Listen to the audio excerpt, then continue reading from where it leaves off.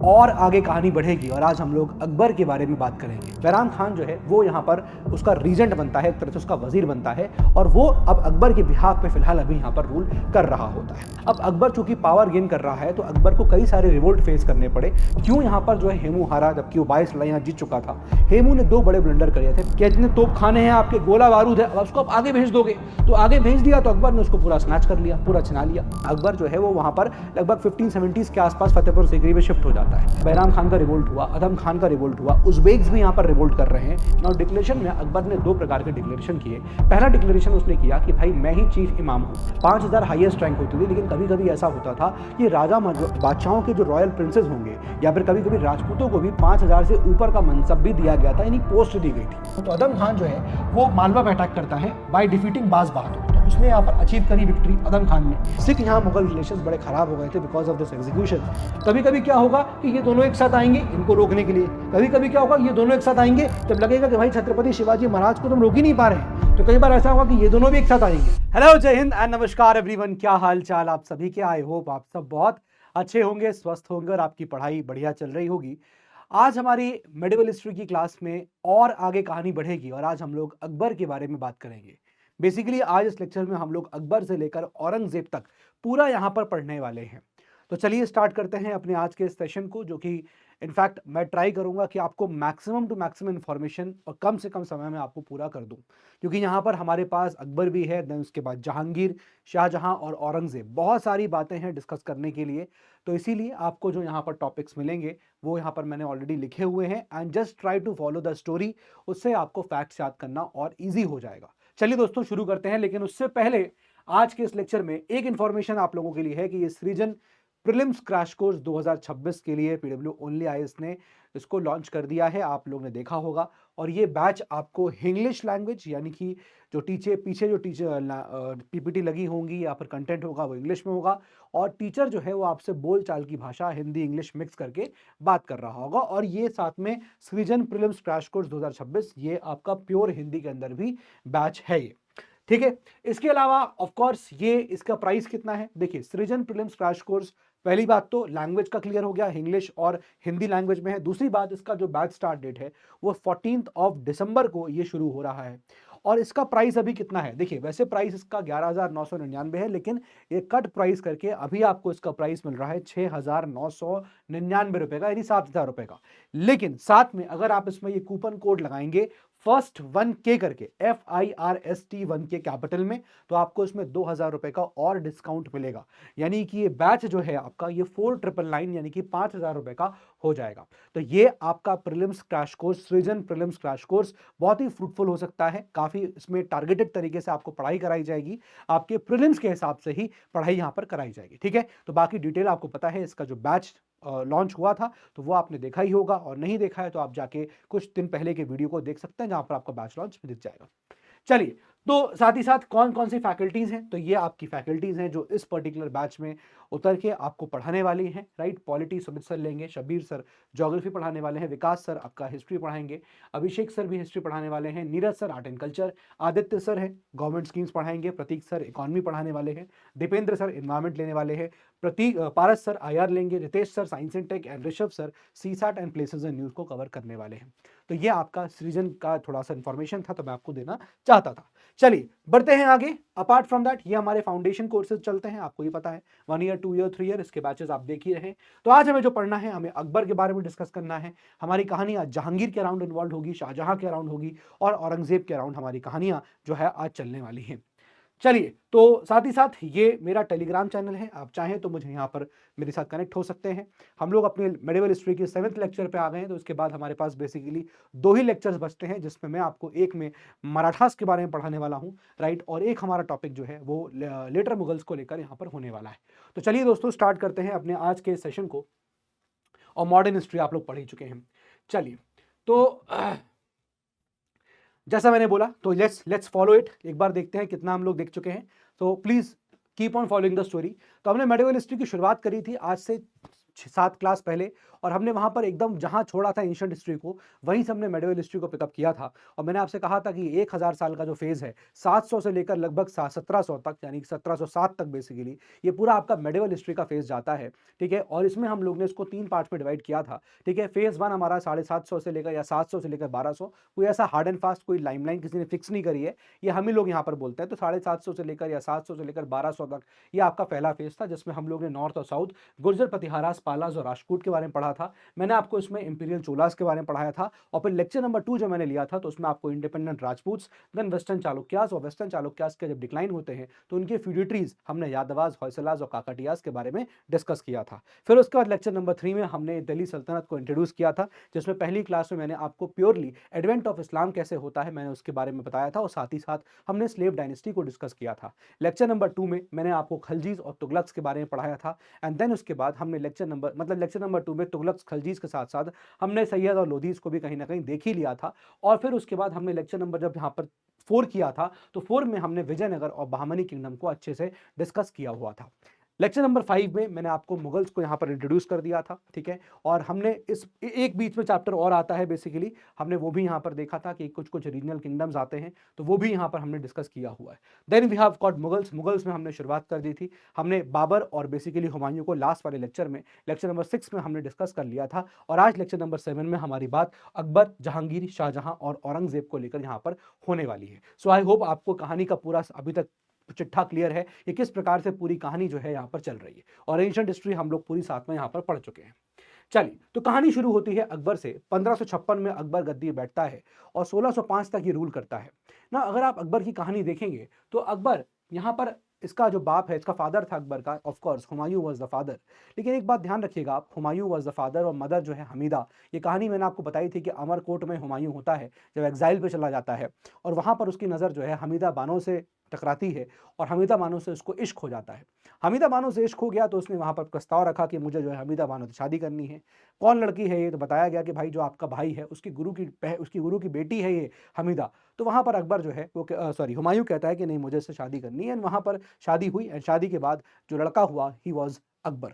अब एक बात यहाँ पर और फैक्चुअल आपको बताना चाहता हूँ कि जब हुमायूं एग्जाइल में चला जाता है 1540 के, और 1555 तक फिर आप देखोगे एग्जाइल में रहता है, तो बीच का ये दौर था जब हुमायूं एग्जाइल में था, तो इनफैक्ट अकबर को जो है एक तरह से उसका जो अंकल था कामरान, उसने उसको पकड़ भी रखा था। ऑल्दो उसको एक बेटर अच्छा ट्रीटमेंट मिलता था अकबर को, बट यहाँ पर कामरान ने जो है वो अकबर को पकड़ रखा था।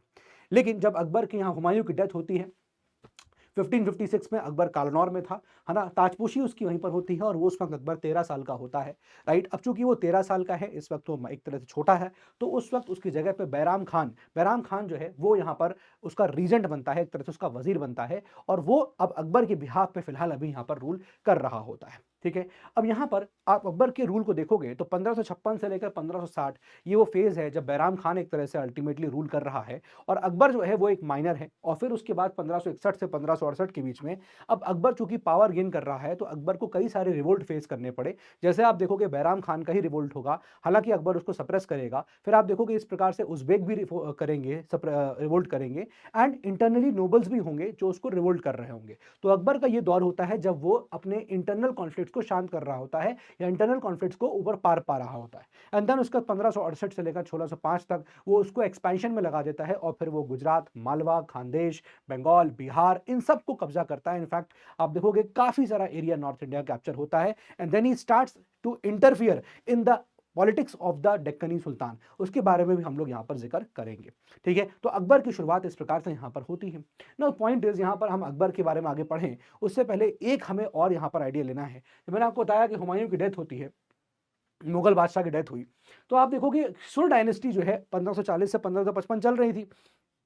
1540 पे गद्दी बैठता है शेरशाह सूरी, और वो 5 साल रूल करता है 1540 से लेकर 1545 तक।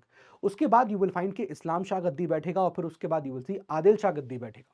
आदिल शाह का एक मिनिस्टर था जिसका नाम था हेमचंद्र, जिसको हेमू करके बोलते थे, और यहाँ पर उसके लिए ये कहा गया था कि उसने 22 लड़ाइयाँ लड़ी थी और एक भी लड़ाइयाँ वो नहीं हारा है, राइट। उसने एक भी हारी यहाँ पर लड़ाई जो है नहीं हारी है। उसने जब दिल्ली और आगरा के एरिया को कैप्चर कर लिया तो उसके बाद टाइटल लिया विक्रमादित्य का, राइट, और इसीलिए यहाँ पर उसको हेमचंद्र विक्रमादित्य भी यहाँ पर कहा जाता है। अब इसकी बात हम लोग आगे करेंगे तो सबसे पहले यहाँ पर अकबर जो है उसकी लड़ाई जो है इस हेमू से होती है, जिसको सेकेंड बैटल ऑफ पानीपत यहाँ पर कहा जाता है।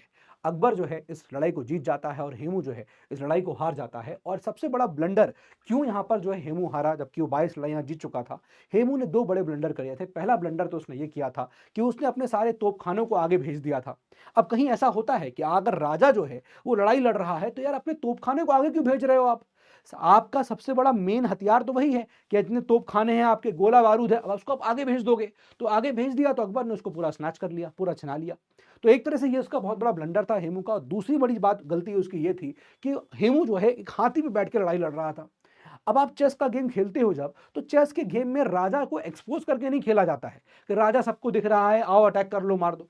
हेमू जो है वो हाथी पे बैठा हुआ था और हाथी बैठने की वजह से वो सबको दिखाई दे रहा था, जिसकी वजह से it was easier for the enemies, उसके राइवल्स, कि उसको वो आराम से मार सकते थे। और यहां पर हुआ भी यही, है ना। एक एरो जो है वो जाके हेमू की आंख में लग जाता है और फिर उसके बाद हेमू गिर जाता है और वहां से फिर उसकी सेना जो है वो एक तरह से हार जाती है।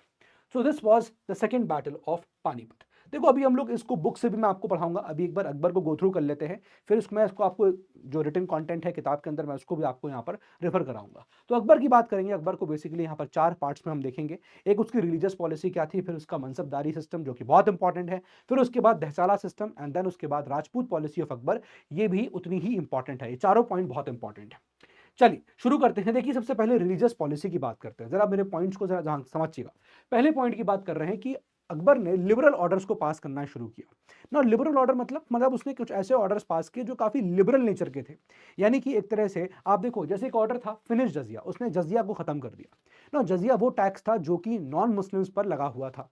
अब ऑफ कोर्स यहां पर अगर अकबर नॉन मुस्लिम्स के ऊपर से टैक्स हटा देगा तो ये एक लिबरल ऑर्डर हो गया, ठीक है। ऐसे ही आप देखोगे उसने प्रिजनर ऑफ वॉर, जो भी बंदी पकड़े गए हैं लड़ाई में, उसके लिए ये कहा कि भाई इनको ह्यूमन ट्रीटमेंट दिया जाए, यानी कि इनके साथ ऐसा ट्रीटमेंट सुलूक किया जाए कि इंसानों की तरह, ऐसा इंसानों के साथ किया जाता है। ऐसा ना हो कि भाई ये प्रिजनर ऑफ वॉर है तो आप इनके साथ एकदम बेरहमी से ट्रीट करें, वो नहीं होना चाहिए, है ना। कहीं ना कहीं ये एक डिस्प्यूट का पार्ट भी हो रहा था बैराम खान और अकबर के बीच में। अकबर का थोड़ा सा कहना इस प्रकार का था। तो बेसिकली इस तरह के डिसीजंस का क्या क्या रीजन निकल के आया ना, ऐसा क्यों था कि लिबरल ऑर्डर्स निकल के आते हैं, व्हाई इट वाज सो। देखो बड़ा रीजन यहां पर ये है कि आप देखोगे कि अदम खान बेसिकली जो है ना अकबर की एक फॉस्टर मदर थी, महामंगा। आपने मूवी देखी होगी जोधा अकबर, जिसमें ऑफ कोर्स काफी सारे फैक्ट्स को गलत दिखाया गया है। एक्चुअली आप देखोगे तो जोधा कोई कैरेक्टर थे ही नहीं, है ना। यहाँ पर जो है जो नाम था वो हरका बाई था। लेकिन ये कंफ्यूजन कहां से आता है इसके बारे में कभी और हम बात करेंगे। But Jodha Bai was no character, Harka Bai was the character. But ये मूवी का नाम जोधा अकबर रखा गया है। उसमें गलती ये भी दिखाई गई है कि अकबर की हाइट को ऊंचा दिखाया गया है,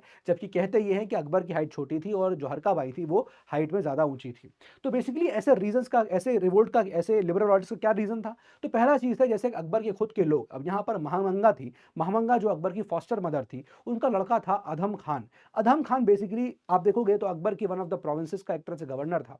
और फिर यहाँ पर उसको भेजा भी गया एक बार कि जाओ, बाज बहादुर के खिलाफ उसको भेजा गया, है ना। इनिशियली आप देखोगे बाज बहादुर का यहाँ पर हार भी रहा होता है, ठीक है, इस तरह की चीजें होती है। बट बाद में कहीं ना कहीं क्या होता है कि बाज बहादुर रिकवर कर जाता है, और फिर अकबर वॉज बेसिकली लाइक कि नहीं यार ये नहीं कर पा रहा है ना। अदम खान को यहाँ पर इस तरह की थोड़ी सी वो हुई कि भाई अकबर ऐसा मुझे बेइज्जत कर रहा है। तो अकबर के खिलाफ जो है अदम खान का रिवोल्ट होता है। अकबर का रिवोल्ट यहाँ पर हुआ, revolt of Adham Khan, sorry Adham Khan का रिवोल्ट हुआ। तो अदम खान जब रिवोल्ट करता है तो बेसिकली आप देखो ये सामने अकबर को लगता है कि मेरे ही लोग जो है वो मेरे खिलाफ यहाँ पर आवाज उठा रहे हैं। तो मेरे ही लोग जब मेरे खिलाफ आवाज उठा रहे हैं तो क्या फायदा इनके लिए कुछ करने के लिए, या फिर ऐसा समझिए कि मेरे लोग जब मेरे साथ नहीं खड़े हुए हैं तो मैं किससे एक्सपेक्ट करूं, ठीक है। तो एक तो ये, दूसरी बात ऐसे रिवोल्ट ऑफ बैराम खान। अब 1556 से लेकर 1560 तक, ये इनिशियल 4 साल जो थे अकबर के, उसमें बैराम खान रिवोल्ट कर रहा था। लेकिन बैराम खान जो है वजीर था। बाकी नोबल्स जो है इस बात से खुश नहीं हो रहे थे कि बैराम खान जो है उस प्रकार का, मतलब उसको इतनी पावर मिली हुई है। और कहीं ना कहीं जो है अकबर भी अब ये चाह रहा था कि पावर जो है उसके हाथ में आ जाए।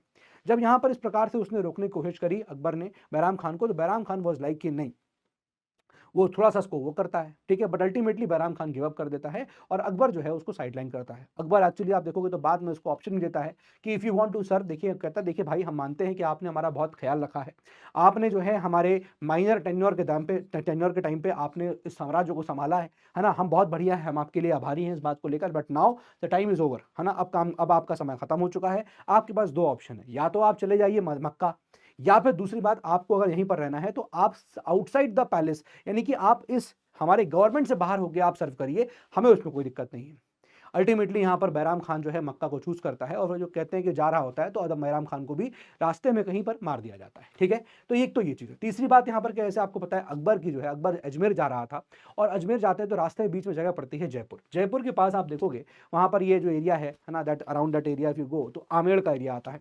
वहाँ पर भारमाल जो है वो वहाँ के राजा थे और उनकी बेटी थी हरकाबाई। ठीक है, और वहाँ पर आप देखिएगा कि ये शादी जो है एक तरह से इसका जो है बातचीत हो जाती है और यहाँ जो हरकाबाई थी वो अकबर से शादी करने के लिए कहा जाता है कि दो कंडीशंस रखती है। एक ये कंडीशंस थी कि भाई मैं जो फेथ फॉलो करती हूँ वही फेथ फॉलो करती रहूंगी, और दूसरी बात यह है कि मेरे रूम में या मेरे घर में जहाँ मेरा महल होगा उस महल में मुझे कृष्ण जी का मंदिर चाहिए।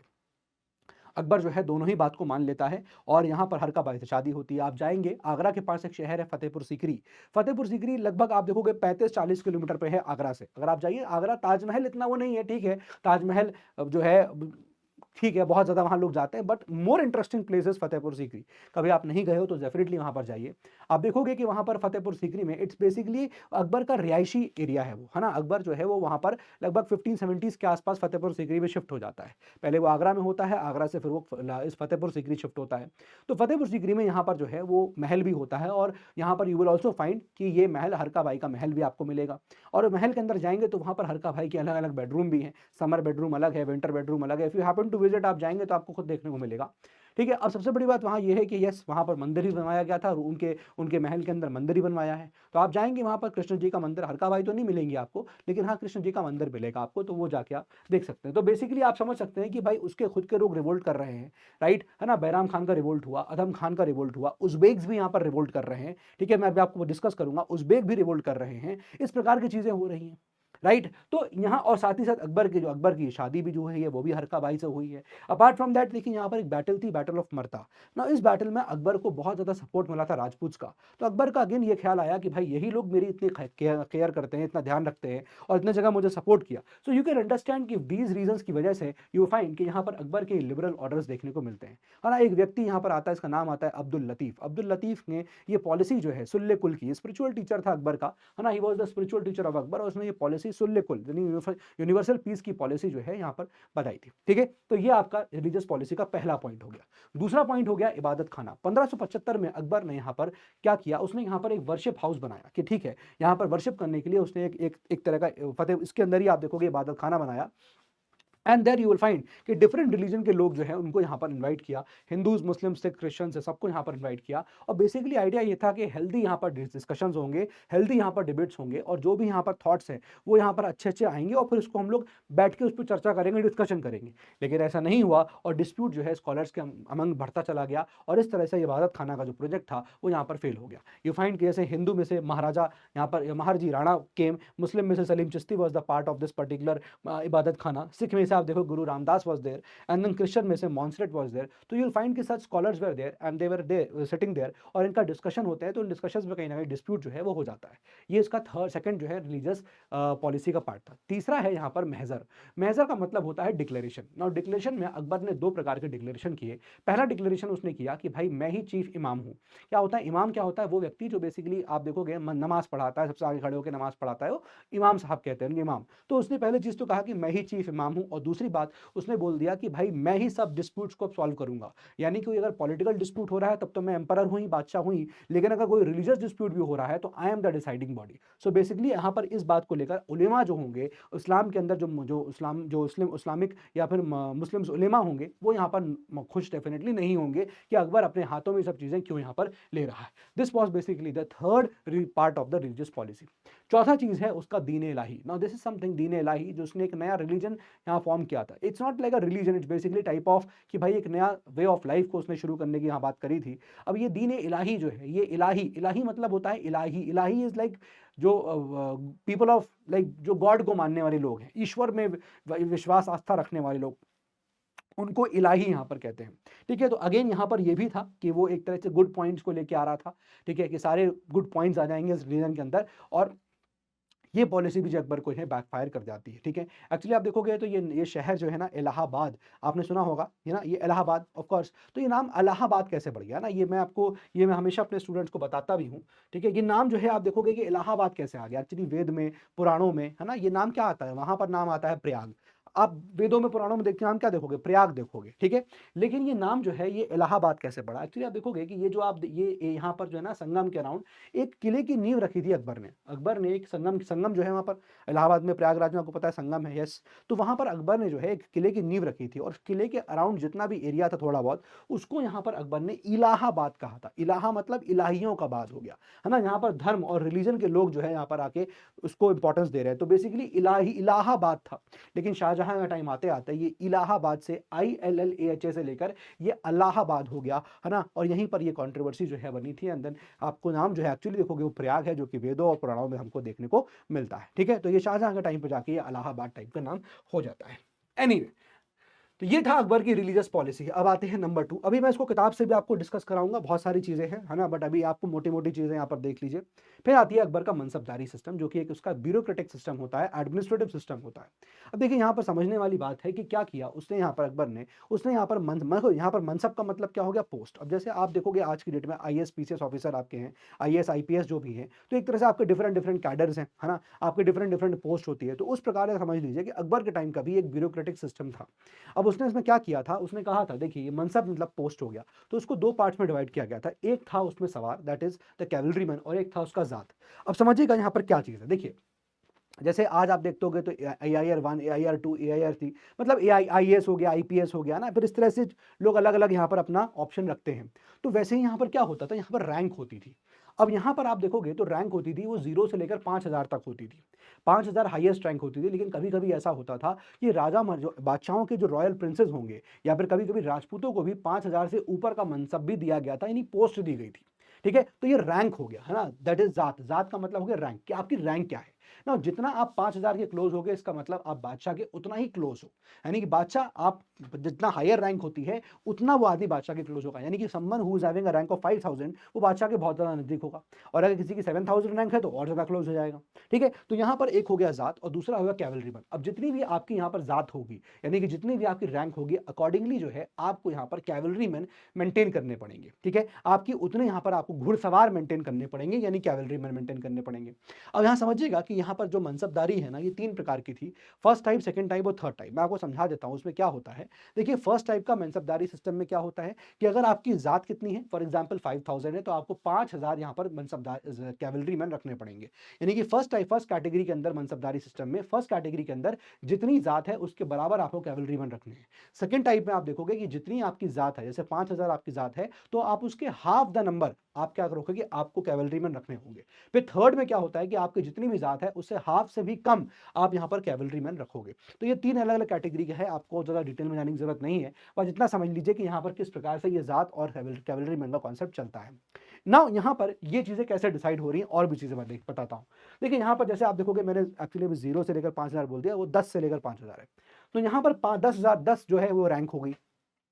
अब जैसे जैसे आप 10 से ऊपर जाएंगे, 10 से लेकर 100, फिर 500 की रैंक, फिर 1000 की रैंक, 2500, 4000, ऐसे करते करते 5000 की रैंक तक पहुंचे आप, ठीक है। अब जरा बात समझिएगा, जिसकी यहाँ पर रैंक यानी कि जात 10 से लेकर 100 के बीच में होती है, जिसकी भी जात यानी रैंक 10 से लेकर 100 के बीच में है, तो उसको सैलरी कैश मिलती थी, नगद कहते हैं उसको, है ना। उसको सैलरी क्या मिलेगी, नगद मिलेगी। लेकिन अगर आपके यहाँ पर रैंक 100 से ऊपर है और 5000 तक है, तो वहां पर आपको सैलरी एक जागीर में मिलेगी। जागीर, अब क्यों ऐसा, बिकॉज ऑब्वियस सी बात है, अगर यहाँ पर रैंक कम है तो कैश पैसा देना ईजी है, लेकिन एक बार अगर रैंक ज्यादा ऊपर हो जाएगी तो फिर आपको कैश नहीं मिलेगा, आपको जमीन की तरह वहां पर पेमेंट किया जाता था कि जमीन है, इससे आप जो भी रेवेन्यू एक्सट्रैक्ट होगा वो आपका हो जाएगा। इस प्रकार का सिस्टम यहां चलता था, ठीक है। इसको जागीर कहते थे। लेकिन कभी अगर जमीन को हिंदू रूलर को दिया जा रहा है, जैसे राजपूतों को दिया जा रहा है, तो उसको वहां पर वतन कहा जाता था। ये बात भी ध्यान रखिए, ठीक है। तो नगद हो गया, और फिर कैसे दी जा रही है, इनको कैसे दी जा रही है सैलरी, जागीर में दी जा रही है, और अगर हिंदू रूलर है तो वतन में दी जा रही है, ठीक है। आई होप इतनी बात आपको समझ में आ गई होगी। अब आप देखिए सबसे ऊपर जो है 5000 की आपको जात दिख रही है। अब 5000 की जात मतलब सबसे बड़ा आदमी यहाँ पर होगा, सबसे हाईएस्ट रैंक का आदमी है, कैबिनेट सेक्रेटरी बैठा होगा, हाँ ठीक है। तो वो जो है वो पूरे प्रोविंस को देख रहा है ना, एक कैबिनेट सेक्रेटरी है ना, पूरे प्रोविंस को देख रहा है, तो उसको सूबा कहते थे, सूबा, है ना। और सूबा जो है मतलब जैसे आप देखोगे कि अकबर का टेरिटरी है तो कई सारे प्रोविंसेस में बटा हुआ है, सूबा में बटा हुआ है। एक सूबा जो एक गवर्नर होगा उस सूबे का, या जो पूरा सूबे को गवर्न कर रहा होगा, उसको सूबेदार कहते थे। हमको क्या बोलते हैं, सूबेदार भी उसको बोलते हैं, ठीक है। और ऑफकोर्स क्योंकि उसको सैलरी यहाँ पर जमीन में दी जा रही है तो वो जागीरदार भी हो जाता है, ठीक बात है। अब यहाँ पर क्या था कि अकबर का जो टेरिटरी था वो कुछ इस प्रकार से बटा हुआ था कि सबसे ऊपर सूबा होता था, फिर आप देखोगे देखोगे वहां पर शिक मिलेंगे, शिक बेसिकली शिक, और उसके नीचे आपको परगना देखने को मिलते हैं। ठीक है, तो कुछ इस प्रकार से सिस्टम यहाँ पर चल रहा था। अब यहाँ पर हमें देखने को मिल रहा है कि अगर मान लीजिए किसी की रैंक 100 है, जात अगर 100 है और वो 500 तक है, तो बेसिकली वो एक परगना में डिप्लॉय किया जाएगा। ठीक है, उस व्यक्ति को जिसकी रैंक 100 से लेकर 500 के बीच में है, तो उसको परगना में डिप्लॉय किया जाएगा। किसी की रैंक अगर 500 से लेकर 4999 तक है, तो उसको शिक बनाया जाएगा, वो एक शिकदार हो जाएगा। और किसी की सैलरी अगर मान लीजिए, किसी का रैंक अगर 5000 है, तो वो एक सूबेदार हो जाएगा। ठीक है, तो ये बात भी यहां पर ध्यान रखिएगा। तीसरी बात एक और देख लीजिए कि 10 से लेकर 500 के बीच में है तो वो मनसबदार होगा। फिर उसके बाद रैंक में आता है 500 से लेकर 2500 के बीच में, उसको आमिर बोलते हैं। और फिर उसके बाद 2500 से लेकर 5000 तक उसको उम्दा ए आजम यहाँ पर कहा जाता है। ये यहाँ पर कुछ टर्मिनोलॉजीज हैं जिसका आपको पता होना चाहिए। सिंपल बातों में इतनी ही चीज मनसबदारी में यहाँ पर आप ध्यान रखिएगा। क्लियर है? तो ये बेसिकली जात है और ये सवार है। इमेजिन करिए आप इस चीज को कि आपकी जितनी जात है, आपको मतलब जितनी सैलरी आपको मिल रही है, आपकी जैसी जात है, ठीक है, अकॉर्डिंगली आपको कैवलरी में यहाँ पर क्या करने हैं, कैवलरी मैन आपको मेंटेन करने हैं, यानी घुड़सवार मेंटेन करने हैं अकॉर्डिंगली। ठीक है, इस तरह की चीजें यहाँ पर मिलेंगी। बाद में आप देखोगे कि जहांगीर के टाइम पे दुअस्पा, सीएसपा, शाहजहां के टाइम पे, तो आपको इस तरह से यहाँ पर थोड़ा थोड़ा डिफरेंसेस मनसबदारी में देखने को मिलते रहेंगे। ठीक है, वो सब चीजें यहाँ पर बाद में हम लोग आगे डिस्कस करेंगे। तो आई होप ये कहानी आपको समझ में आ गई होगी। तो मनसब एडमिनिस्ट्रेशन के अंदर हमने मनसबदारी को डिस्कस कर लिया। अब यहाँ पर हम बात करते हैं उसके रेवेन्यू एडमिनिस्ट्रेशन को, यानी कि अकबर का रेवेन्यू एडमिनिस्ट्रेशन, जिसको हम लोग दहसाला सिस्टम कह के बुलाते हैं। इसको यहाँ पर तोदरमल ने डिजाइन किया था, इसलिए इसको यहाँ पर तोदरमल बंदोबस्त भी कहा जाता है। ठीक है ना, अगर आप देखोगे तो इसमें क्या किया जाता था कि लैंड को, मतलब ये रेवेन्यू सिस्टम कैसे ईजाद किया गया, आइए उसको देखते हैं। अकबर का रेवेन्यू सिस्टम कैसे ईजाद हुआ।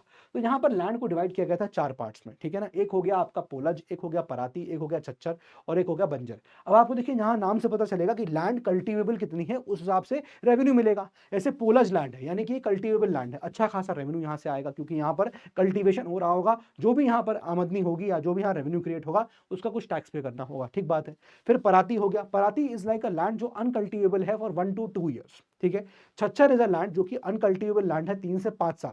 और अगर कोई जमीन 5 साल तक अनकल्टीवेटेड रही है तो वो बंजर जमीन है, यानी कि वहां पर डेफिनेट सी बात है कि खेती नहीं हो रही है। अब जरा बात को समझिएगा कि कैसे होता था। देखिए, अर्लियर क्या सिस्टम था कि टैक्स जो था, अकबर से पहले आप देखोगे टैक्स जो था वो एक तरह से फिक्स्ड होता था। हाँ, टैक्स आपका फिक्स कर दिया गया है, फिक्स रेवेन्यू आपको देना ही देना है। कितना, मान लीजिए for example 1/3 of the produce आपको देना है। अब मान लीजिए अगर 90 क्विंटल, अगर 100 क्विंटल मान लीजिए कोई चीज प्रोड्यूस हुई है, तो आपको 33% आपको टैक्स देना ही पड़ेगा। ठीक है, अगर 100 क्विंटल हुई है। लेकिन अगर मान लीजिए आपका उस साल बारिश नहीं हुई, फसल अच्छी नहीं हुई, और मान लीजिए आपके पास सिर्फ और सिर्फ 30 क्विंटल ही फसल हुई, तो उसका भी आप 30% दे दोगे, तो आपके पास बचेगा ही क्या, राइट। तो किसान के पास अगले साल उगाने के लिए पैसे भी नहीं होंगे, कहां से वो बीज लाएगा, क्या करेगा, ये प्रॉब्लम थी। इसलिए अकबर ने यहाँ पर एक सिस्टम इजाद किया और उसने यहाँ पर क्या कहा, उसने कहा देखिए ऐसा है, फॉर एग्जाम्पल हम आपसे टैक्स जो है एवरेज ऑफ 10 ईयर्स करके लेंगे। अब एवरेज ऑफ 10 ईयर्स का मतलब क्या हो गया कि जैसे मान लीजिए 2018 में 300 क्विंटल प्रोडक्शन हुआ, 2017 में मान लीजिए 210 क्विंटल हुआ, 2016 में मान लीजिए 90 क्विंटल हुआ। तो आप सोचिए, अगर बोला गया अगर ये अर्लियर टैक्स सिस्टम होता तो उसके हिसाब से 2016 में हमें 30% टैक्स देना है, तो मतलब 60 क्विंटल हमें टैक्स देना पड़ जाएगा, राइट। मतलब एक तरह से हम 90 क्विंटल का 30% देखेंगे तो क्या हो जाता है ना, 30 क्विंटल हो गया, यहाँ पर 60 लिखा हुआ है, 30 क्विंटल हो जाएगा। ऐसे ही आप देखोगे 210 का आप देखोगे तो यहाँ पर आपके पास कितना बचेगा, इनफैक्ट ये बचा हुआ क्वांटिटी 60 क्विंटल बचा है आपके पास, यहाँ पर आप टैक्स दे दोगे तो आपका 140 क्विंटल बचेगा, यहाँ पर आपका 200 क्विंटल, तो मतलब समझ रहे हो अच्छा खासा अमाउंट है। लेकिन आप देखिए एक साल ऐसा है जब आपके पास बहुत कम बच रहा है, एक साल ऐसा है जब बहुत बच रहा है, तो अकबर ने क्या कहा, अकबर ने कहा एवरेज ऑफ 10 ईयर्स लेंगे, उससे प्रेशर जो है फार्मर्स पर यहाँ पर क्या हो जाएगा, कम हो जाएगा, विल नॉट बी फेल्ट, आपको प्रेशर फील नहीं होगा। ठीक है, तो क्या किया जाएगा कि भाई आपने सबको जोड़ दिया, 200, 140 और 2, अब ये 400 हो गया, 4 से डिवाइडेड बाय 3 करेंगे तो हो सकता है कि अब क्या होगा कि फसल मान लीजिए किसी साल खराब भी हो गई और किसी साल अच्छी भी हो जाएगी, तो एवरेज करने पे किसान के ऊपर जो है वो यहाँ पर टैग, यहाँ पर जो है प्रॉब्लम नहीं आएगी। ये जो है सिस्टम इजाद किया गया था। ठीक है, अब यहाँ पर आप देखेंगे कुछ यहाँ पर इंटरनल मैकेनिज्म्स भी इस तो रेवेन्यू सिस्टम में इजाद किए गए थे। जैसे फॉर एग्जांपल बटाई, बटाई का मतलब देखो, इस तरह के वर्ड्स आपसे प्रीलिम्स में पूछ सकता है। बटाई का मतलब हो गया ऐसे क्रॉप शेयरिंग हो गया, देन उसका कैंकूट सिस्टम हो गया, कैंकूट या ना पर आप देखोगे यहाँ नसक हो गया, that is the cash payment system, then taccavi हो गया, सोंधार हो गया, या आपके लोन्स हो गए ना। इसमें यहाँ पर इनाम ग्रांट का भी कॉन्सेप्ट लाया गया था, एक बड़ा इंपॉर्टेंट फीचर था, अकबर ने इसको भी डिवाइस किया था। क्या फीचर था उसका कि देखिए कल्टिवेबल लैंड आपको दी जाएगी, है ना। अब क्या होगा कि अकबर जो है आपको एक तो कल्टिवेबल लैंड देगा, अगर आपको जितनी भी लैंड मिलनी है उसमें 50% ही आपको कल्टिवेबल लैंड होगी, बाकी 50% अकबर आपको अनकल्टिवेबल लैंड देगा। और अकबर आपसे ये कहेगा कि ये जो कल्टीवेबल लैंड है, इस 50% ऑफ कल्टीवेबल लैंड से आप चीज़ों को प्रोड्यूस करिए, रेवेन्यू करिए और उस रेवेन्यू को आप अनकल्टीवेबल लैंड में लगाइए और उस लैंड को भी आप कल्टीवेबल बना लीजिए। तो इससे क्या होगा, ऑटोमेटिकली अगर अनकल्टीवेबल लैंड भी कल्टीवेबल हो जाएगी तो उस पर्टिकुलर व्यक्ति जिसको ये जमीन गई है उसकी इनकम भी ऑटोमेटिकली बढ़ जाएगी। तो यहाँ पर ये सिस्टम था, कल्टीवेबल लैंड 50% यहाँ पर दी जाएगी और जो भी उसका रेवेन्यू आएगा वो आप अनकल्टीवेबल लैंड में लगाइए, राइट। और उससे क्या होगा, वो लैंड भी कल्टीवेबल हो जाएगी तो ऑटोमेटिकली रेवेन्यू इंक्रीज हो जाएगा और इकोनॉमी भी यहाँ पर बेहतर हो जाएगी। तो आई होप यहाँ पर ये पॉइंट आपको इसका भी समझ में आ गया होगा।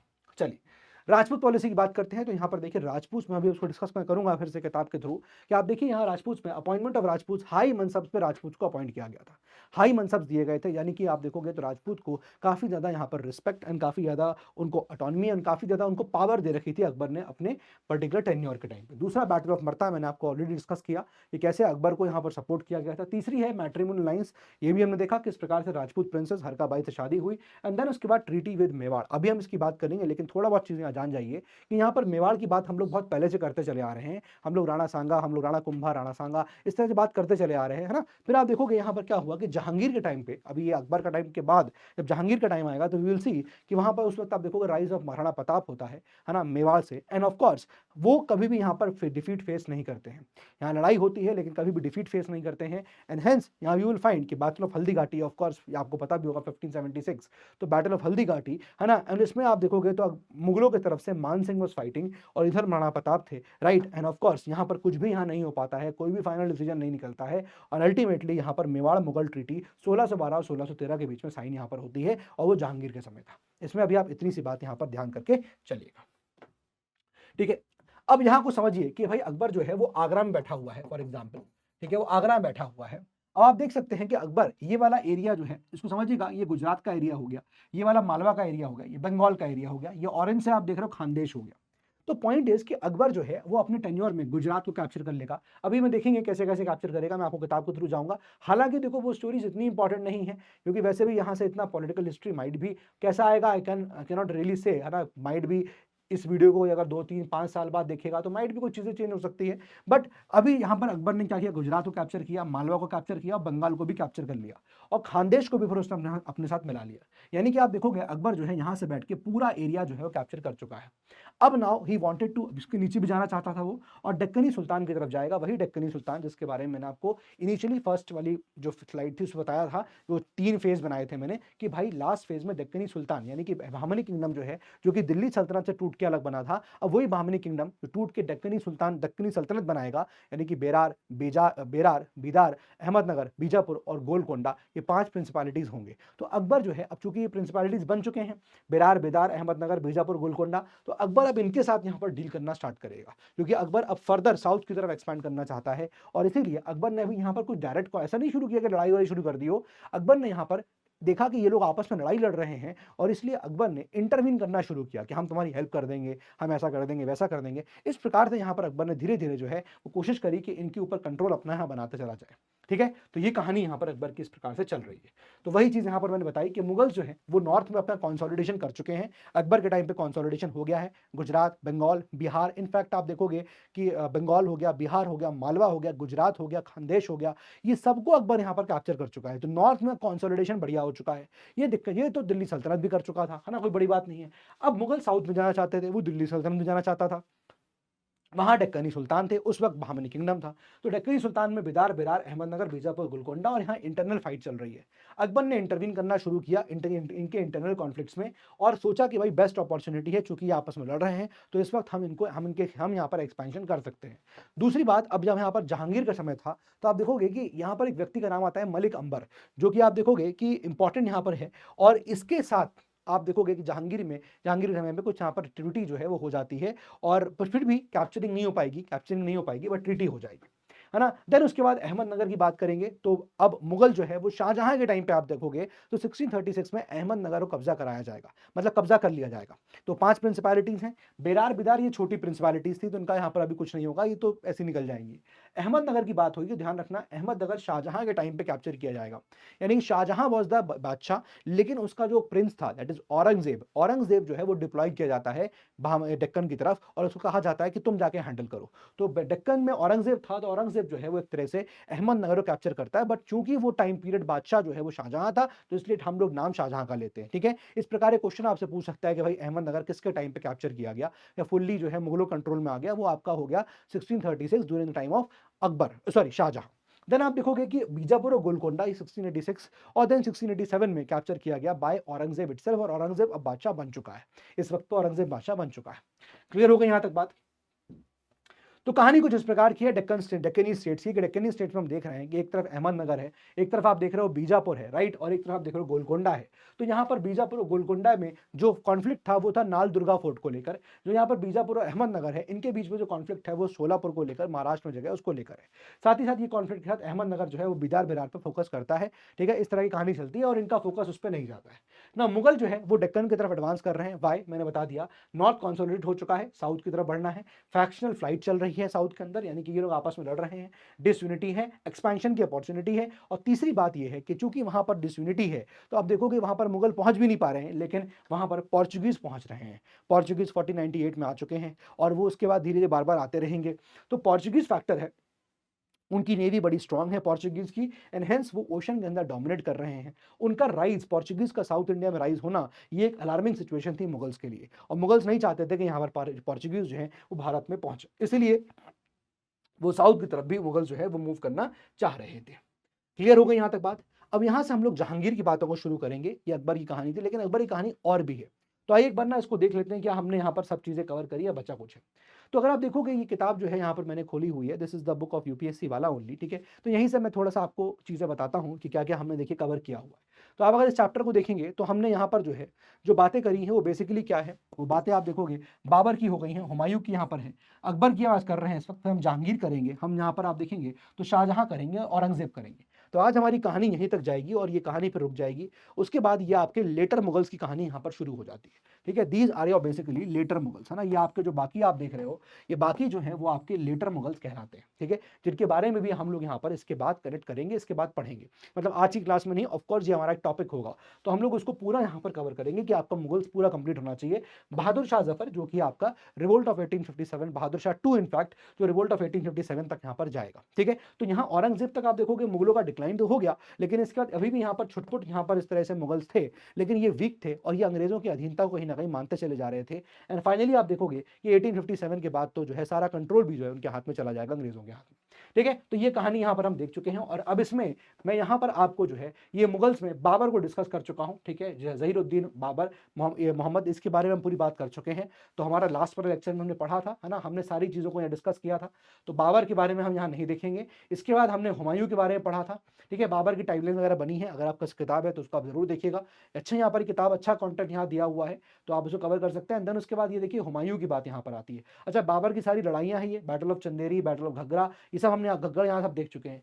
हुमायूं की बातें हमने करी, मेन प्रॉब्लम्स जो हुमायूं ने फेस करी हमने वो भी देखा था, है ना। उसके यहाँ पर कितने कितने यहाँ पर ब्लंडर्स थे, हमने वो भी बात करी थी। यहाँ पर देखिए सब डिस्कस किया गया है। और फिर उसके बाद बैटल ऑफ चौसा वगैरह भी हमने डिस्कस करी थी, राइट। फिर हमने battle of Bilgram, battle of Kannauj, ये सब भी डिस्कस करी थी, राइट। तो ये सब चीज़ें यहाँ पर हमने ऑलरेडी डिस्कस कर रखी है।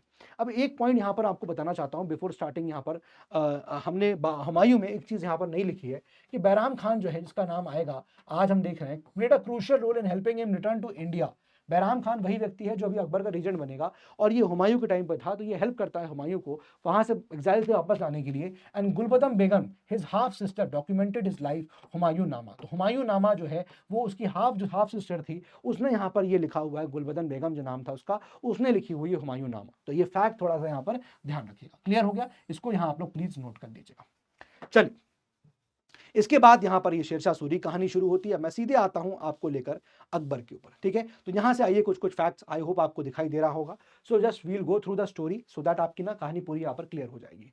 ठीक है, लेट अस सी कि हम कितनी बातें यहां डिस्कस कर चुके हैं, है ना, क्योंकि मैंने मोटे मोटे तौर पर आपको बता दिया, मैंने कहा छोटी छोटी कहानियां जो है वो यहाँ पर ज्यादा होंगी। आई होप ये आपको विजिबल होगा। मैं थोड़ा सा इसको और यहाँ पर बड़ा कर देता हूँ सो दैट आपको दिखने में कोई प्रकार की दिक्कत नहीं होनी चाहिए।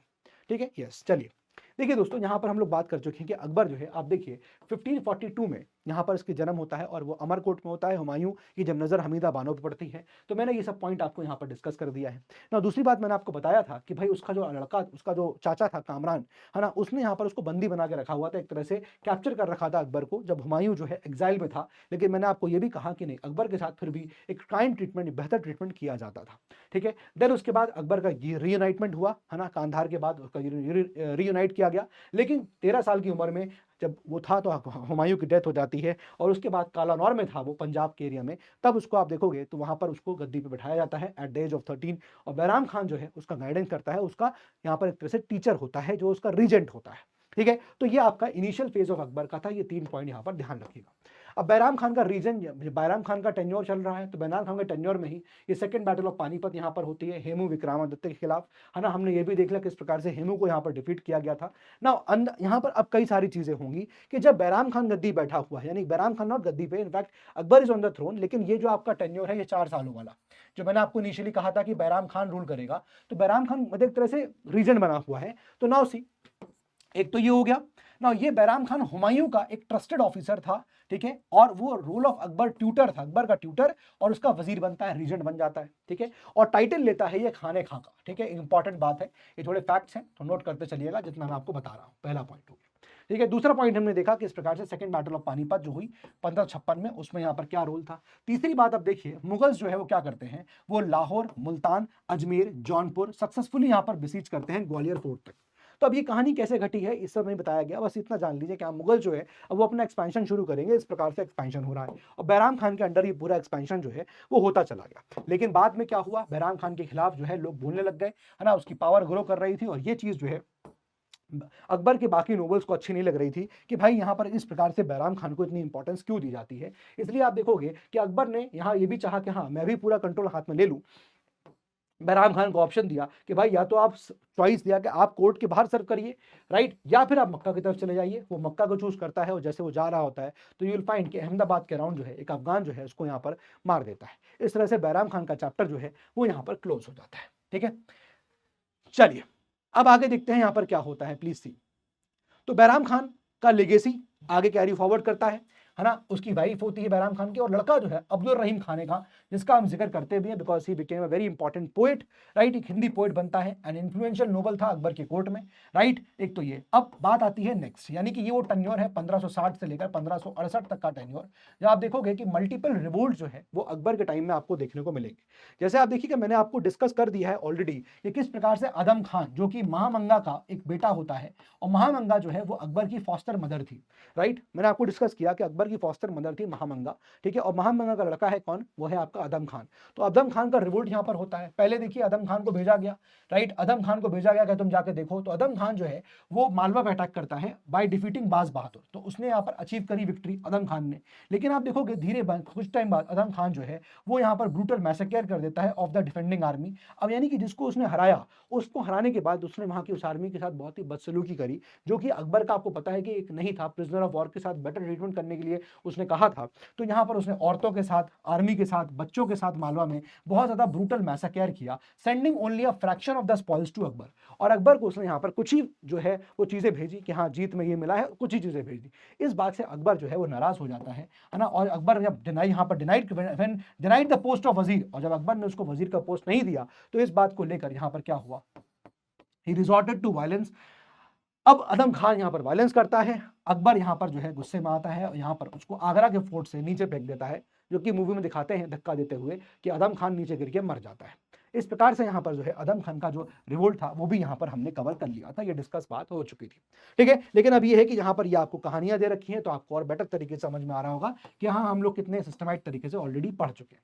पहला पॉइंट हो गया। दूसरा पॉइंट देखिए यहाँ पर हम बात करते हैं, अब आता है उसके और भी यहाँ पर जो रिवोल्ट्स उसके इस पीरियड में हुए हैं। देखिए 1561 से 1567 के बीच में, जो आपको बता रहा था मैं, अकबर ने यहाँ पर चैलेंज फेस किया, वो उज्बेक नोबल्स के थ्रू भी फेस किया, ठीक है। अब उज्बेक्स ने क्या किया, अब उज्बेक कौन है, descendants of the Uzbek chief, वही उज्बेक चीफ जिसको बाबर के खिलाफ लड़ाई लड़ बाबर उसके अगेंस्ट था, है ना, वही लोग हैं। तो डिसेंडेंट्स जो थे उज़्बेक चीफ के who had driven Babur out of Samarkand, जिसने बाबर को समरकंद से भगाया था। याद करिए, मैं लास्ट लेक्चर में बताया था आपको, राइट, कि समरकंद भी बाबर जो है वो लड़ाई लड़ता है तो उज़्बेक वहां पर होते हैं, शायद आप देखो शाहबानी खान होता है, तो वो बाबर को वहां से भगा देता है।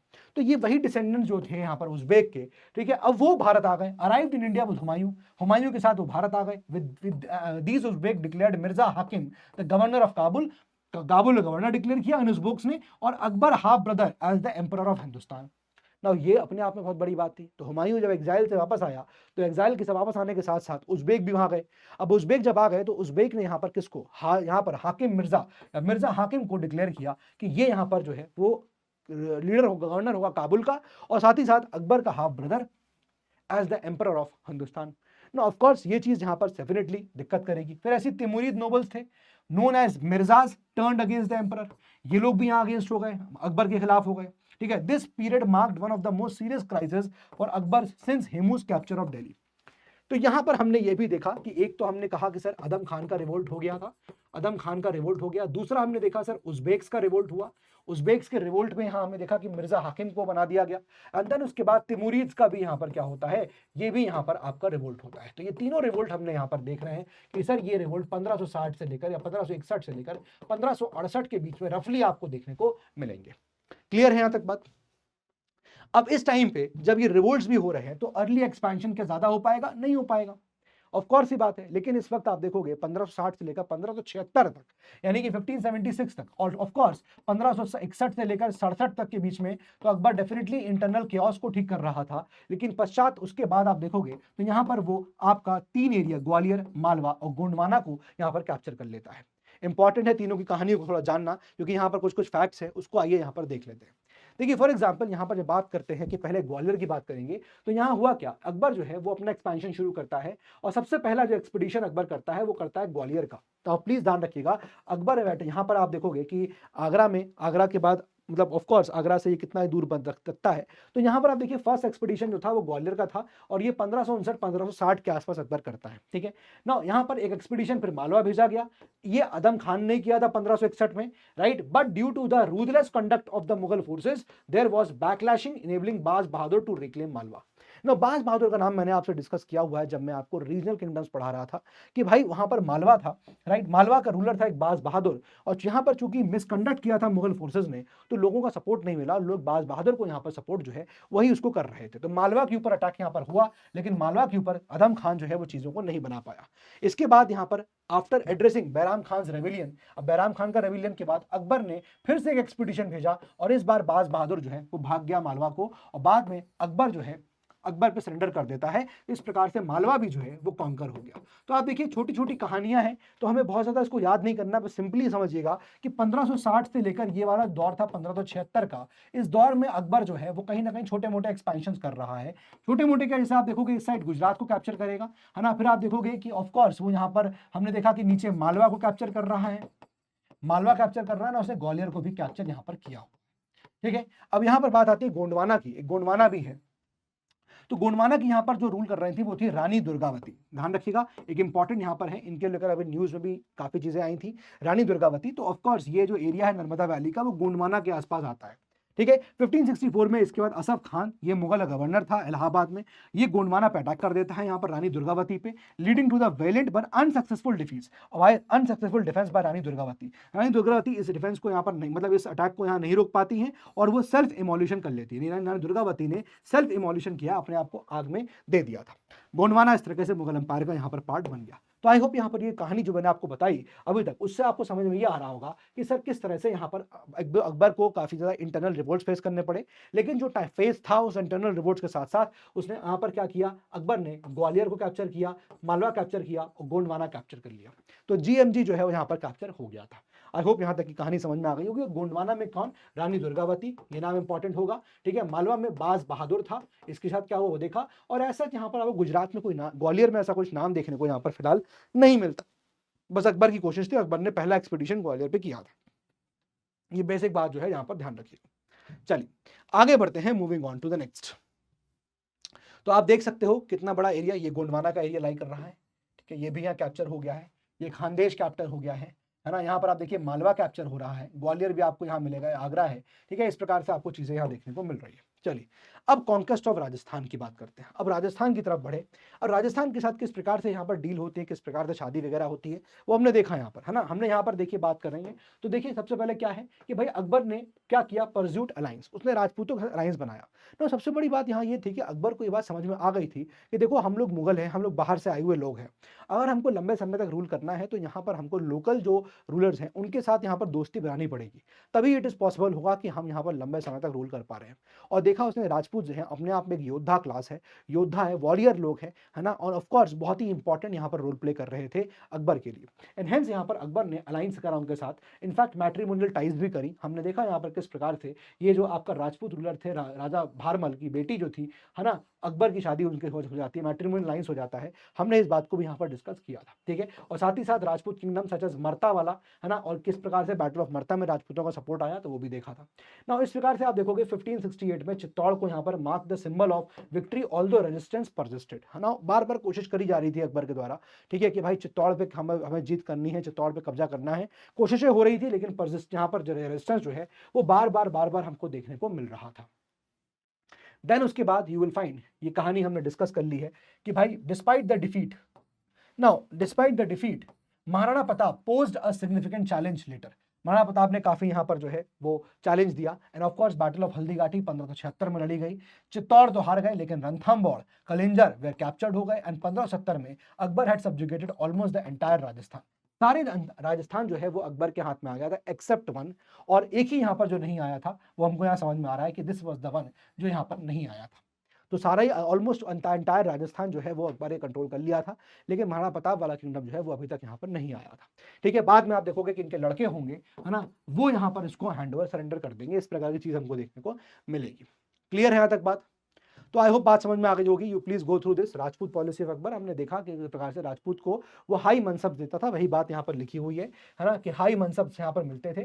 सो अकबर जहाँ पर जो है वो मैरिजेस किया, ये देखा हमने, है ना, उससे काफी क्रूशल रोल हुआ, सिंबलाइजिंग यूनिटी, ट्रस्ट दिखाया यहाँ पर, ठीक है। इंस्टेंस भारमल की बेटी जो थी, है ना, वहाँ पर शादी अलायंस जो हुआ वो देखा हमने। फिर इंटीग्रेशन ऑफ राजपूत नोबिलिटीज को यहाँ पर अपने यहाँ इंपॉर्टेंट पोस्ट दिया, जैसे भारमल को यहाँ पर टू अ हाई ग्रैंडी पोजीशन पे दे दिया। देन लाइक भगवान दास, मान सिंह, इन सबको काफी इंपॉर्टेंट और बड़ी रैंक्स दिया मुगल हायरार्की के अंदर, ठीक है। तो इससे क्या हुआ, इज्जत देने से यहाँ क्या हुआ कि लोग जो है राजपूत रिवोल्ट नहीं कर रहे हैं, रिवोल्ट नहीं हो रहा था, है ना। एक तो लगा था कि साथी हैं, दूसरी बात फिर देखिए रिलीजियस टॉलरेंस वाली बात, पॉलिसी इंप्लीमेंटेशन तो मैंने डिस्कस किया, राइट, किस प्रकार से रिलीजियस टॉलरेंस की पॉलिसी 1563 1564 की वो लिबरल ऑर्डर्स की बात हो रही है यहाँ पर, है ना। ये लिबरल ऑर्डर्स है 1563 1564 के, कि पिलग्रिम टैक्स और जजिया को अबॉलिश कर दिया था, है ना। ये कहा था फेयर ट्रीटमेंट दिया जाए सारे सब्जेक्ट्स को, कि जो प्रिजनर ऑफ वॉर उनको भी फेयर ट्रीटमेंट दिया जाए, है ना। यहाँ पर ये लिखा हुआ है दिस इंक्लूसिव अप्रोच एम्ड। अब ऐसी अगर इंक्लूसिव अप्रोच होगी, सबको साथ में ले चलने वाली, harmonious empire but diverse communities could coexist, ऐसा उसकी सोच थी कि भाई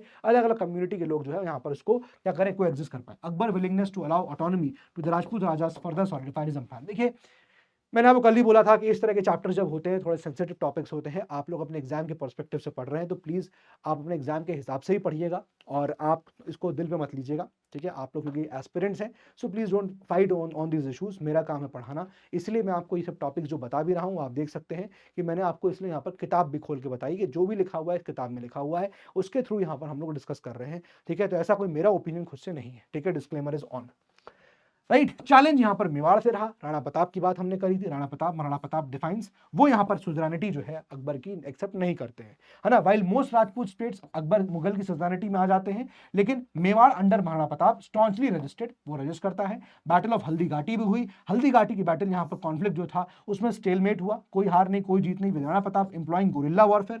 ना महाराणा प्रताप ने गुरिल्ला वॉरफेयर किया, which was unique thing, right. After the defeat, although he stood almost alone, Maharana Pratap defiance became a symbol of Rajput valour. और यही राजपूत की वैलर है, रही कि भाई सब लोग जब यहाँ पर सरेंडर कर दिए थे तो उस वक्त भी महाराणा प्रताप जो थे वो यहाँ पर अलग और सिंगल अकेले फिर भी लड़ रहे थे।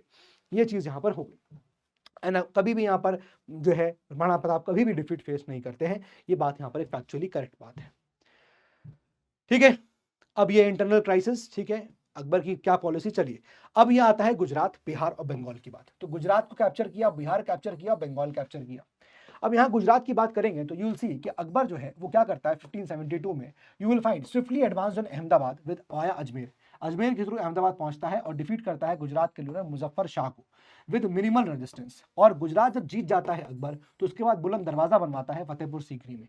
आप जाएंगे फतेहपुर सीकरी में, आपको बोला वहां बुलंद दरवाजा भी है। लेकिन सबसे इंपॉर्टेंट बात यह है कि आपने वहां पर हरा दिया मुजफ्फर शाह को, ठीक बात है, लेकिन उसके बाद आप देखोगे कुछ महीने के बाद ही, कुछ 4-6 महीने के अंदर ही आप देखोगे with in 6 months you will see कि यहाँ पर क्या हुआ कि फिर से विद्रोह हो गया। ठीक है, तो यहाँ पर आप देखोगे अकबर ने क्या किया, मिर्जा अजीज कोका को अपॉइंट किया कि तुम यहाँ गुजरात के क्या होगे, गुजरात के तुम एक तरह से प्रोविंस के हेड हो जाओगे, राइट, तो गुजरात के तुम हेड हो जाओगे।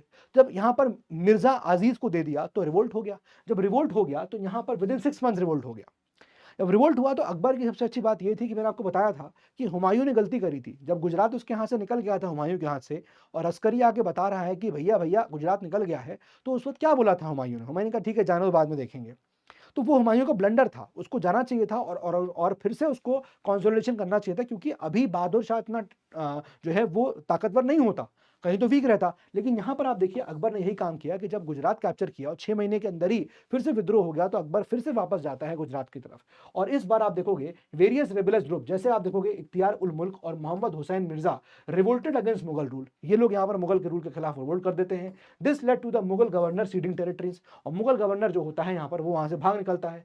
अकबर ये बात सुनता है तो स्विफ्टली मार्च करता है from Agra from a small force, और 10 दिन के अंदर आप देखोगे तो अहमदाबाद वापस से पहुंच जाता है और सक्सेसफुली इस रेबेलियन को 1573 में वो यहाँ पर सप्रेस कर देता है। इस प्रकार से गुजरात जो है वो वापस से क्या होता है, अकबर का हिस्सा बन जाता है। ऐसे ही आप देखोगे कि यहाँ पर बिहार और बंगाल को भी अकबर जो है वो अपने साथ मिला लेता है। इसमें भी यहाँ पर जो कुछ रूलर के नाम आएंगे कि हाँ ठीक है, दाऊद खान का नाम आता है। दाऊद खान को फाइनली डिफीट करके बंगाल को जो है, बंगाल का फाइनल जो इंडिपेंडेंस है वो 1576 में एंड हो जाता है, और बंगाल जो है वो टोटली आप देखोगे तो मुगलों के कंट्रोल में आ जाएगा। Daud Khan would be the last one to do it. ठीक है, आई होप यहाँ पर ये बात आपको समझ में आ गई होगी।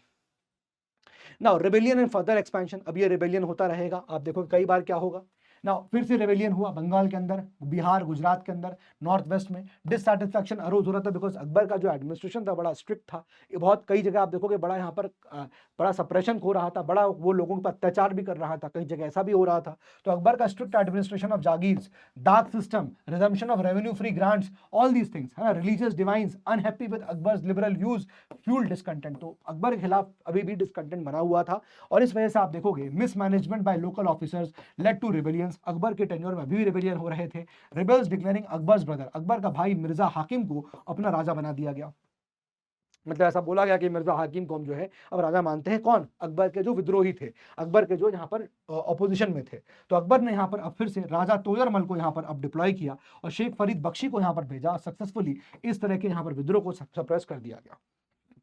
राजा मान सिंह और भगवान दास ये भी यहाँ पर मिर्जा हाकिम के खिलाफ अटैक करते हैं लाहौर में, और इस तरह से आप देखोगे कि अकबर जो है वो सक्सेसफुली काबुल तक पहुंच जाता है ना। ये एक हिस्टोरिक मूवमेंट था। As the first Indian ruler to enter the city, Kabul was entrusted to Raja Man Singh as a jagir. Very very important fact है, इसको ध्यान रख के चलिएगा। ठीक है, ये पहली बार ऐसा हुआ था, काबुल तक कोई पहुंच गया। Akbar further secured his success by marching to Kabul, a historic achievement as first Indian ruler to enter the city.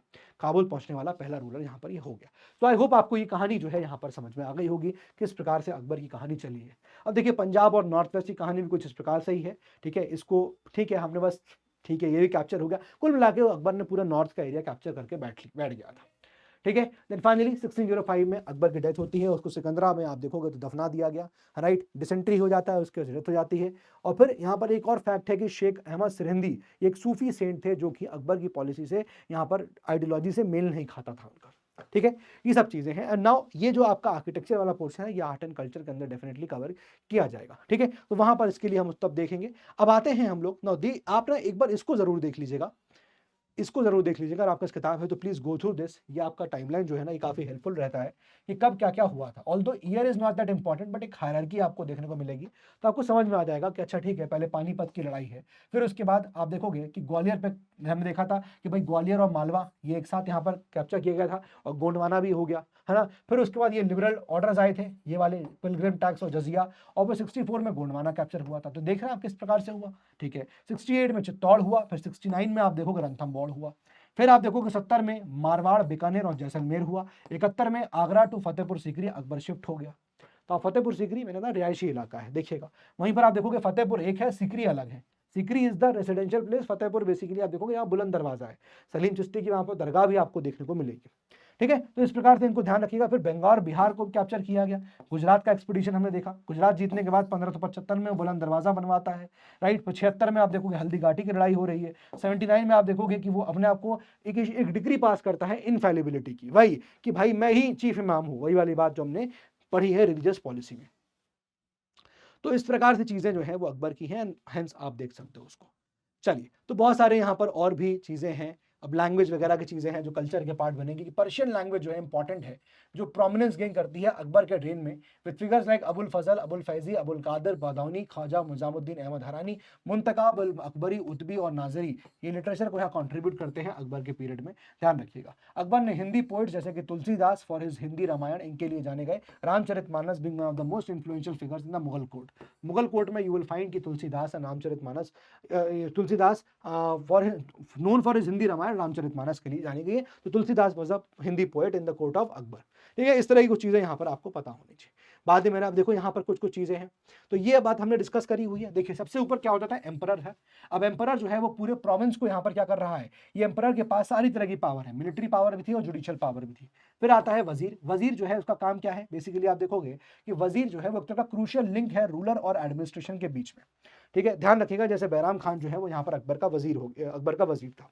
ठीक है ना, इसमें आप देखोगे कि इनकी क्या क्या यहाँ पर रोल है। लिमिटेड रोल इन द, आप देखो, head of the revenue department retained the title of wazir but transform into an expert in revenue affairs known as diwan ala. ठीक है, तो ये एक फैक्ट अगेन ध्यान रखिएगा। फिर मीर बख्शी, मीर बख्शी मिलिट्री एडमिनिस्ट्रेशन का यहाँ पर हेड हो गया, ये बात यहाँ पर ध्यान रखिएगा, क्लियर है। इसमें ये चीज ध्यान रखिए। मीर समन आ गए, फिर मीर समन क्या हो गया, मीर समन रॉयल हाउस होल्ड्स का इंचार्ज हो गया, है ना, कारखाना रॉयल हाउस होल्ड, इनका इंचार्ज कौन होगा, वो आपका मीर समन हो गया। ये बात ध्यान रखिएगा, कुछ पोस्ट है और उनका क्या रोल था ये आपके पूछ सकता है। अब देखिए यहाँ पर आपको दिख रहा है कि अकबर के टाइम में किस प्रकार से चीजें यहाँ पर चल रही थी। जैसे आप देखिए सबसे ऊपर सूबा था, उसको सूबेदार देख रहा है, फिर उसका डिस्ट्रिक्ट होगा, प्रोविंसेस के अंदर जिले होंगे, उसको सरकार कह रहे हैं, है ना। यानी कि यहाँ पर आप देखोगे तो फौजदारी कोर्ट हो गए, फौजदार, और एक हो गया अमल गुजार। तो अमल गुजार कलेक्शन ऑफ रेवेन्यू के लिए था और फौजदार यहाँ पर लॉ एंड ऑर्डर के लिए था, ठीक बात है। फिर परगना सब डिस्ट्रिक्ट है, यहाँ पर आपको शिक मिलेंगे, ठीक है, एंड देन विलेज यहाँ पर आपको मुकद्दम्स मिलेंगे। तो इस प्रकार से आपका ये डिवीजन जो है यहाँ पर आपको देखने को मिलेगा अकबर के टाइम का। प्रोविंशियल एडमिनिस्ट्रेशन में आएंगे तो हमने कहा था सूबा होता है, ठीक है, उसमें एक सूबेदार होगा, तो ये मैंने आपको डिस्कस कर दिया है ना। इसका फंक्शन क्या होगा, responsibilities, promotion of agriculture, trade, commerce, ये सब का इसका है फंक्शन। फिर उसके बाद आपको दीवान मिलेगा, दीवान का काम क्या है, सुपरवाइज रेवेन्यू कलेक्शन। फिर उसके बाद बख्शी मिलेगा, इसका काम क्या है, एट द इंपीरियल सेंटर आपको देखने को मिलेगा, appointed by the imperial court. तो फंक्शन क्या है, similar to those performed by Mir Bakhshi. तो यहाँ पर ये आपका प्रोविंसेस की बात हो रही है, प्रोविंशियल एडमिनिस्ट्रेशन की बात हो रही है।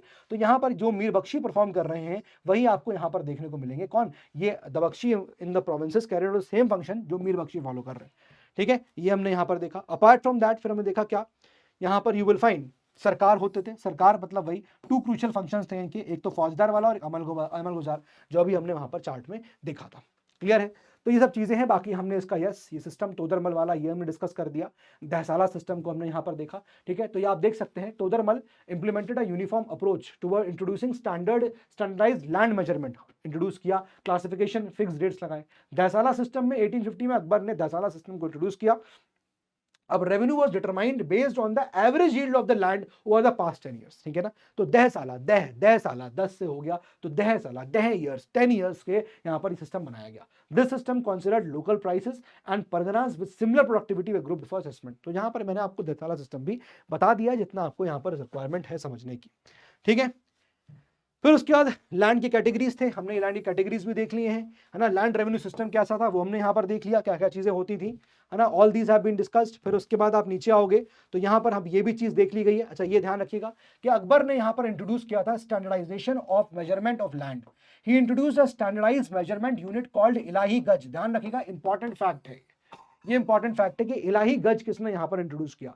तो यहाँ ध्यान रखिएगा, इट इज बेसिकली कौन, इलाही गज इज बाय अकबर, इलाही गज इज बाय अकबर, ध्यान रखिएगा। ठीक है। इट वॉज बेस्ड ऑन गज सिकंदरी, जो कि बेसिकली सिकंदर लोधी का था। फिर मनसबदारी सिस्टम, ये हमने पूरे डिस्कस कर लिया है। मनसबदारी सिस्टम में यहाँ पर आप देखोगे कि जो आपका ये 3 कैटेगरीज है, हमने इसके बारे में बात कर ली है, 3 कैटेगरीज के बारे में, राइट। फिर यहाँ पूरा एग्जाम्पल दिया गया है। हमने यहाँ पर जो बात करी है वो हमने जागीरदारी सिस्टम की भी कर ली, कैसे सैलरी वैलरी दी जा रही थी, जागीरदार कैसे जागीर दिए रहे थे। अब यहाँ various type of Jagir exist, जैसे तनख्वाह जागीर, मशरूत जागीर एंड वतन जागीर। तो वतन किसको दे रहे थे, कभी आप देखोगे ये जागीर हेरिडिटरी एंड नॉन ट्रांसफर है, असाइन टू जमींदार और राजा इन देयर लोकल डोमेन्स। तनख्वाह जागीर क्या हो गई, ल्यू ऑफ सैलरी की जगह दी जा रही है। मशरूत जागीर क्या हो गई, स्पेसिफिक कंडीशन में दी जा रही है। ठीक है, ये हो गया। फिर आपका एक अल्तमगा जागीर हो गया, यानी कि अवॉर्डेड टू मुस्लिम नोबल्स। तो हमने ये डिस्कस कर लिया, हम इसकी रिलीजियस पॉलिसी भी डिस्कस कर चुके हैं। अब यहाँ पर एक चीज और है, अकबर के नौरत्न की बात कर लेते हैं, कौन कौन क्या क्या था। तो ये आपको बेसिकली पता ही है, ठीक है, just single line. Abul Fazl, now basically Abul Fazl, इसका important word Ain Akbari and Akbarnama important है। फैजी, नाउ ये अबुल फजल के brother Persian poet, translated Lilavati, mathematics work है इनटू पर्शियन, ध्यान रखिएगा, and supervise the translation of Mahabharata into Persian, ये बात है। देन फकीर अजियुद्दीन, ये सूफी मिस्टिक हैं, इनकी एडवाइजर थे ये अकबर के। ठीक है, 3 नाम हो गए। देन उसके बाद आइए हम बात करते हैं तानसेन की। तो of course Tansen, renewed musician from Gwalior. I hope ये आपको दिखाई दे रहा है, नहीं दिखाई दे रहा, थोड़ा सा इंपॉर्टेंट है। नाउ ये ध्यान रखिएगा तानसेन, क्योंकि ये जो सीकरी था, जहां पर अकबर का रिहायशी इलाका है, वहीं पर आप देखोगे तानसेन जो है बैठ के गराग गाया करते थे, ऐसा होता था। फिर बीरबल हो गए, महेश दास है ना, कोर्टियर थे ये, ऑफ कोर्स बहुत कहानियां सुनी है हमने यहाँ पर। Died in battle against Yusufzais on the north west, important, Raja Todarmal finance minister.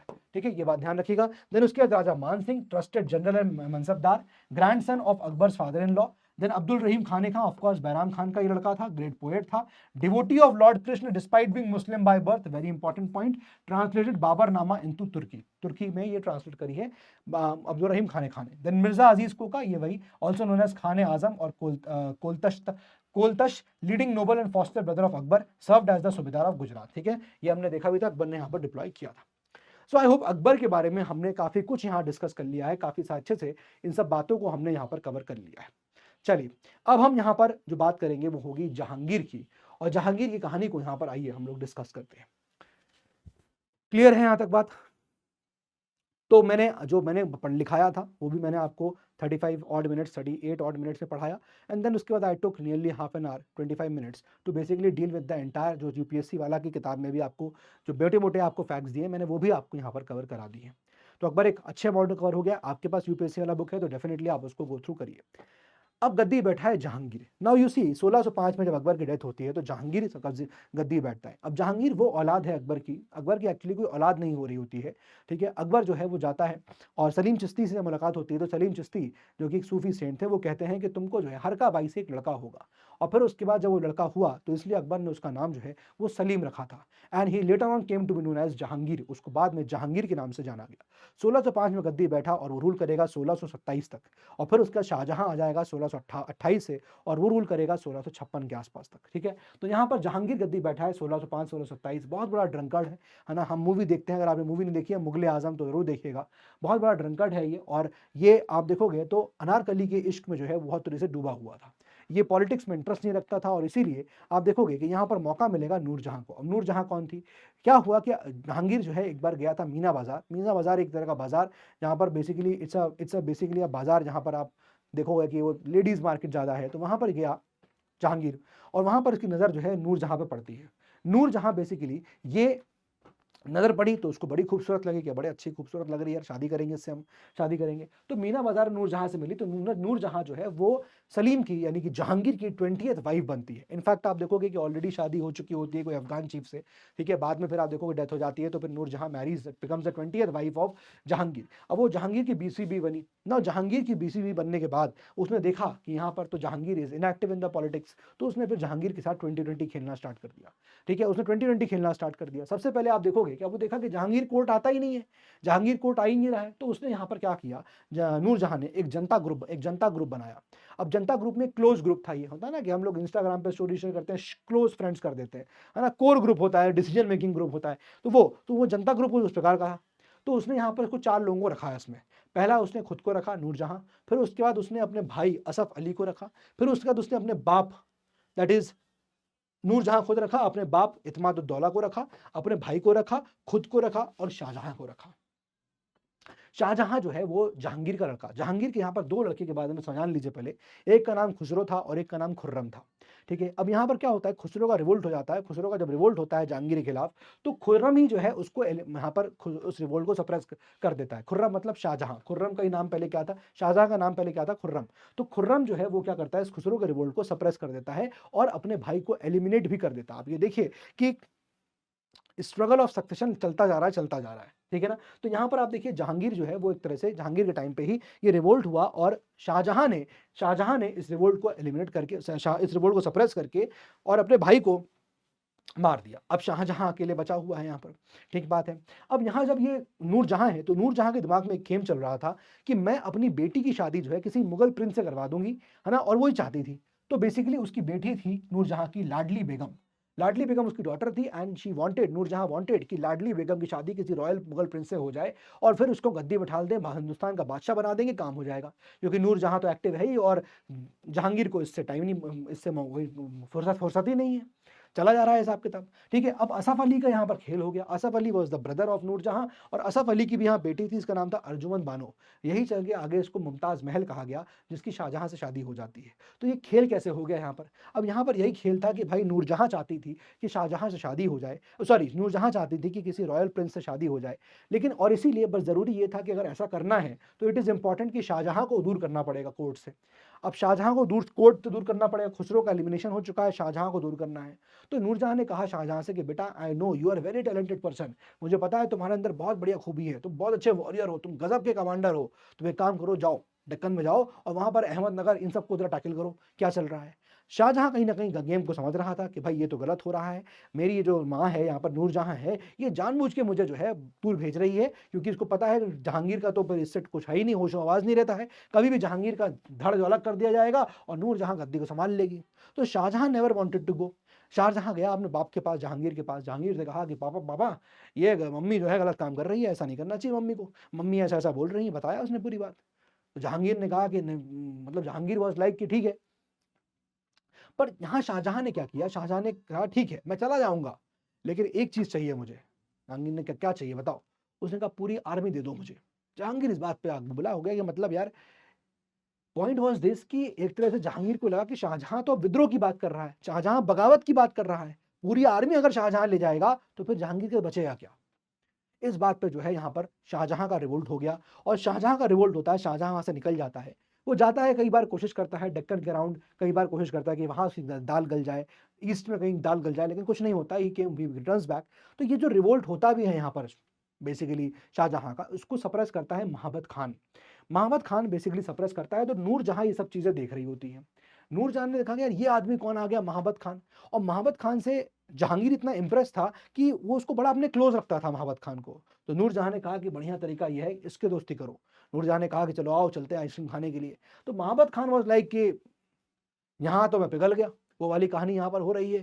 ठीक है, तो Shahjahan to remain away from the court, ये मिशन यहाँ पर फेल हो जाता है। अल्टीमेटली आप देखोगे कि 1627 में जहांगीर की डेथ होती है और फिर ये मतलब उस वक्त तो आप देखोगे मुगाम्बो बड़ा खुश हुआ, जहांगीर बड़ा खुश हुआ महाबत खान के इस चीज को देखकर के शाहजहां का रिवोल्ट सप्रेस कर दिया गया, है ना, इससे बड़ा खुश हुआ। But ultimately you will find कि नूरजहां का ये सब जो प्रायोजित कार्यक्रम था वो पूरा नहीं हो पाया। और उतने देर में हुआ क्या कि जो असफ अली था वो एक्चुअली आप देखोगे तो जहांगीरी कोर्ट में एक तरह से वकील भी था और बड़ी मानी जाती थी बात उन लोगों की। ठीक है, और यहाँ पर उसने अपनी बेटी की शादी जो है वो शाहजहां से कर दी, अर्जुमंद बानो की। और अर्जुमंद बानो ही बेसिकली मुमताज महल, जिसकी याद में यहाँ पर जो है शाहजहां ने फिर ताजमहल भी जो है बना दिया। ठीक है, तो आई होप ये कहानी जो है आपको यहाँ पर समझ में आई होगी। तो नूरजहां के इन्फ्लुएंस से हुआ क्या, सबसे पहला चीज तो ये है कि नूरजहां के इन्फ्लुएंस से जो सिक्के बने थे उसमें नूरजहां का नाम आ गया। और दूसरी बात, अब जो भी यहाँ पर रॉयल ऑर्डर जारी हो रहे थे, फरमान जारी हो रहे थे, उसमें नूरजहां का नाम आने लग गया, है ना। होता है ना कि कौन कौन राजा इसको साइन कर रहा है, तो वहां नूरजहां का नाम आने लग गया। Then she took the title of Patshah Begum, उसने पातशाह बेगम का यहाँ पर टाइटल लिया और फिर उसने जनता ग्रुप को स्टैब्लिश किया, जो कि कहानी हमने यहाँ पर डिस्कस कर ली। अब कुछ यहाँ पर डेवलपमेंट्स होते हैं जहांगीर के टाइम पे, आइए जरा उसको भी एक एक बार करके देख लेते हैं। देखिए पहला पॉइंट ये है, यहाँ पर 5th सिख गुरु गुरु अर्जन देव बीहेड कर दिए गए थे। ये जहांगीर के टाइम पे हुआ था for supporting the rebel Prince Khusro. Khusro को सपोर्ट करने की वजह से, खुसरो वही जो रिवोल्ट करेगा और शाहजहां जो है उस रिवोल्ट को सप्रेस करेगा, तो खुसरो को जो सपोर्ट किया था यहाँ पर 5th गुरु गुरु अर्जन देव ने। एंड हेंस आप देखोगे गुरु अर्जन देव को जहांगीर के टाइम पे बीहेड कर दिया गया था। सेकंड पॉइंट यहाँ पर 1615 में यू विल फाइंड कि महाराणा प्रताप का जो लड़के थे राणा अमर सिंह, वो यहाँ पर सरेंडर कर देते हैं टू द मुगल्स। ये एक बात ध्यान रखिएगा, कभी भी महाराणा प्रताप ने नहीं किया था, लेकिन उसके लड़के ने बाद में कर दिया। थर्ड पॉइंट देखिएगा यहाँ पर, थर्ड पॉइंट 1616 में, एक साल के बाद खाने खान ना, यहाँ पर खाने खान हमने देखा था कि ये ऑफकोर्स मुगल्स और यहाँ पर खाने खान ये डिफीट कर देते हैं अहमदनगर, बीजापुर और गोलकोंडा के ऊपर। द पॉइंट इज कि यहाँ पर डिफीट तो किया गया, यहाँ डिफीट हुआ, बट डिफीट करने के बाद इसे टोटली कैप्चर नहीं किया गया। ट्रीटियां साइन हो गई, बीजापुर, गोलकोंडा, अहमदनगर, इन सब के साथ ट्रीटियां साइन हुई अभी, है ना। अभी देखो जहांगीर का टाइम चल रहा है, अभी ट्रीटी साइन हुआ, हराया गया बट ट्रीटी साइन हुई है, ठीक है। थर्ड पॉइंट हो गया। Fourth point, treaty with Malik Ambar. अब ये अहमदनगर का रूलर था मलिक अंबर, जो अभी कुछ देर पहले भी नाम आया था, तो Malik Ambar was the ruler of Ahmadnagar और इसके साथ भी ट्रीटी हुई, ठीक है। लेकिन क्या ट्रीटी है, मतलब ट्रीटी बेसिकली वॉज कि हाँ ठीक है मुगल आपको हेल्प कर देंगे, ऐसा वैसा वैसा वैसा, बट बाद में आप देखोगे कि मलिक अंबर जो कि अहमदनगर का रूलर था और साथ ही साथ इब्राहिम आदिल शाह जो कि बीजापुर का यहाँ पर रूलर था, ये डेक्कनी सल्तनत है ये, ठीक है। तो इनके जो रूलर्स थे वो यहाँ पर एक साथ आ जाते हैं और इसकी वजह से मुगलों का जो एडवांसमेंट हो सकता था साउथ के अंदर या डेक्कन के अंदर, वो भी यहाँ पर रुक गया, ठीक है। This was the fourth point. Fifth point, captain Hawkins और थॉमस रो, ये जहांगीर के कोर्ट में आते हैं। Thomas Roe is basically the person जिन्होंने सूरत पे फैक्ट्री को डालने के लिए परमिशन जो है, फरमान यहाँ पर जहांगीर से ले लिया था। Fifth point. सिक्स पॉइंट यहाँ पर क्या हो गया कि जहांगीर ने यहाँ पर कुछ लोगों को पैट्रनाइज भी किया, जैसे आप देख सकते हो फरहांग ए जहांगीरी, इनको पैट्रनाइज किया। देन उसके बाद पातशाह नामा अब्दुल हामिद लाहौरी ने लिखी, इनको पैट्रनाइज किया। सिमिलरली मुतकाब ए लुबाब बाय खाफी खान, इसको भी यहाँ पैट्रनाइज किया। छठवां पॉइंट हो गया। एंड सातवां पॉइंट, मोती मस्जिद को बनवाया। पेंटिंग जो है वो जहांगीर, पेंटिंग्स का दौर था वो जहांगीर के समय पे जहनीत पे पहुंच गया, राइट। और यहाँ पर introduction of halo behind the king's head, Raja के सर के पीछे वो हेलो होता है ना, ऐसे पूरा व्हाइट दिखता है वो हेलो, उसका यहाँ पर इंट्रोडक्शन जो है जहांगीर के समय पे शुरू हो गया। तो ये सब चीजें जो है दोस्तों जहांगीर को लेकर थी। आई होप आपको इतनी बातें जो है समझ में आ गई होंगी। जहांगीर का समय ज़्यादा नहीं है, शाहजहां का और कम है, क्योंकि ये व्यक्ति ज़्यादा पॉलिटिकल हिस्ट्री में ध्यान न रखे, इसका जो जोर था वो कल्चरल हिस्ट्री में था, तो कल्चर के पार्ट में शाहजहां का जो है वो जिक्र ज़्यादा होगा, ठीक है। 1628 से लेकर 1658 तक आपको शाहजहां यहाँ पर देखने को मिलेगा कि वो रूल करता है, ठीक है। तो इन 30 सालों में शाहजहां का ज़्यादातर जो कहानी थी वो ज़्यादातर कल्चरल एस्पेक्ट से बढ़ती गई। मैरिड टू अर्जुमन मानू, also known as Mumtaz Mahal, and of course mother कौन है, जगत गुसैन, जिनको यहाँ पर मानवती बाई भी कहा गया। ध्यान रखिएगा, कुछ चीज़ों को लेकर आपको इफ एंड बट लगेगा तो please do refer to the books, वहां पर आपको यूपीएससी वाला बुक में फैक्ट्स मिल जाएंगे।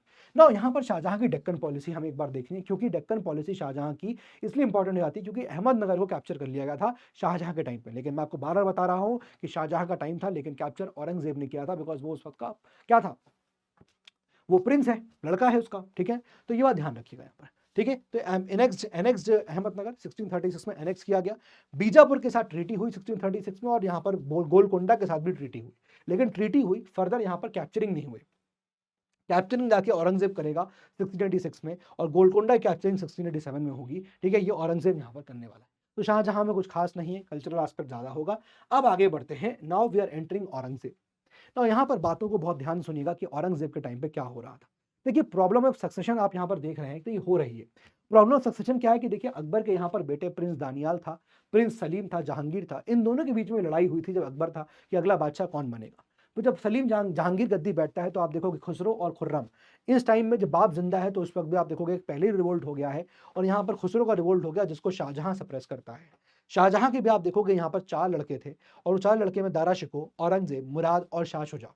अब ये बेसिकली आप देखोगे कि खुर्रम शाहजहां का टाइम पीरियड है, लेकिन इनको अलग अलग जगह दे रखा है। जैसे for example Aurangzeb was deployed in Deccan, कि तुम डेक्कन का देखो, है ना, डेक्कन के हिसाब किताब समझो। मुराद को बोला गया था कि तुम गुजरात संभालो।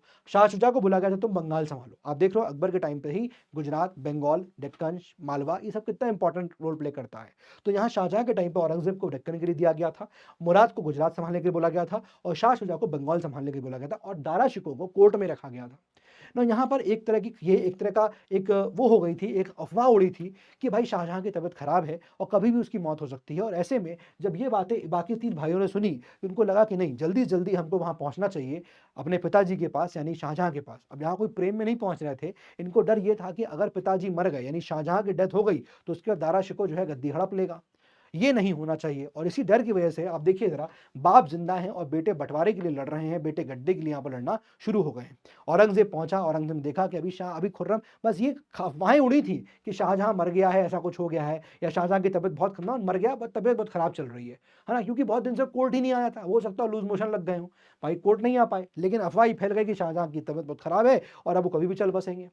आप देखोगे कि औरंगजेब जो है वो गद्दी बैठ भी जाता है, Aurangzeb sits on the throne also, और शाहजहां अपने बाप को बंदी बना लेता है, ठीक है, और अपने भाइयों को वो एलिमिनेट कर देगा। ये कहानी यहाँ पर आइए जरा देखते हैं किस प्रकार से रची जाती है।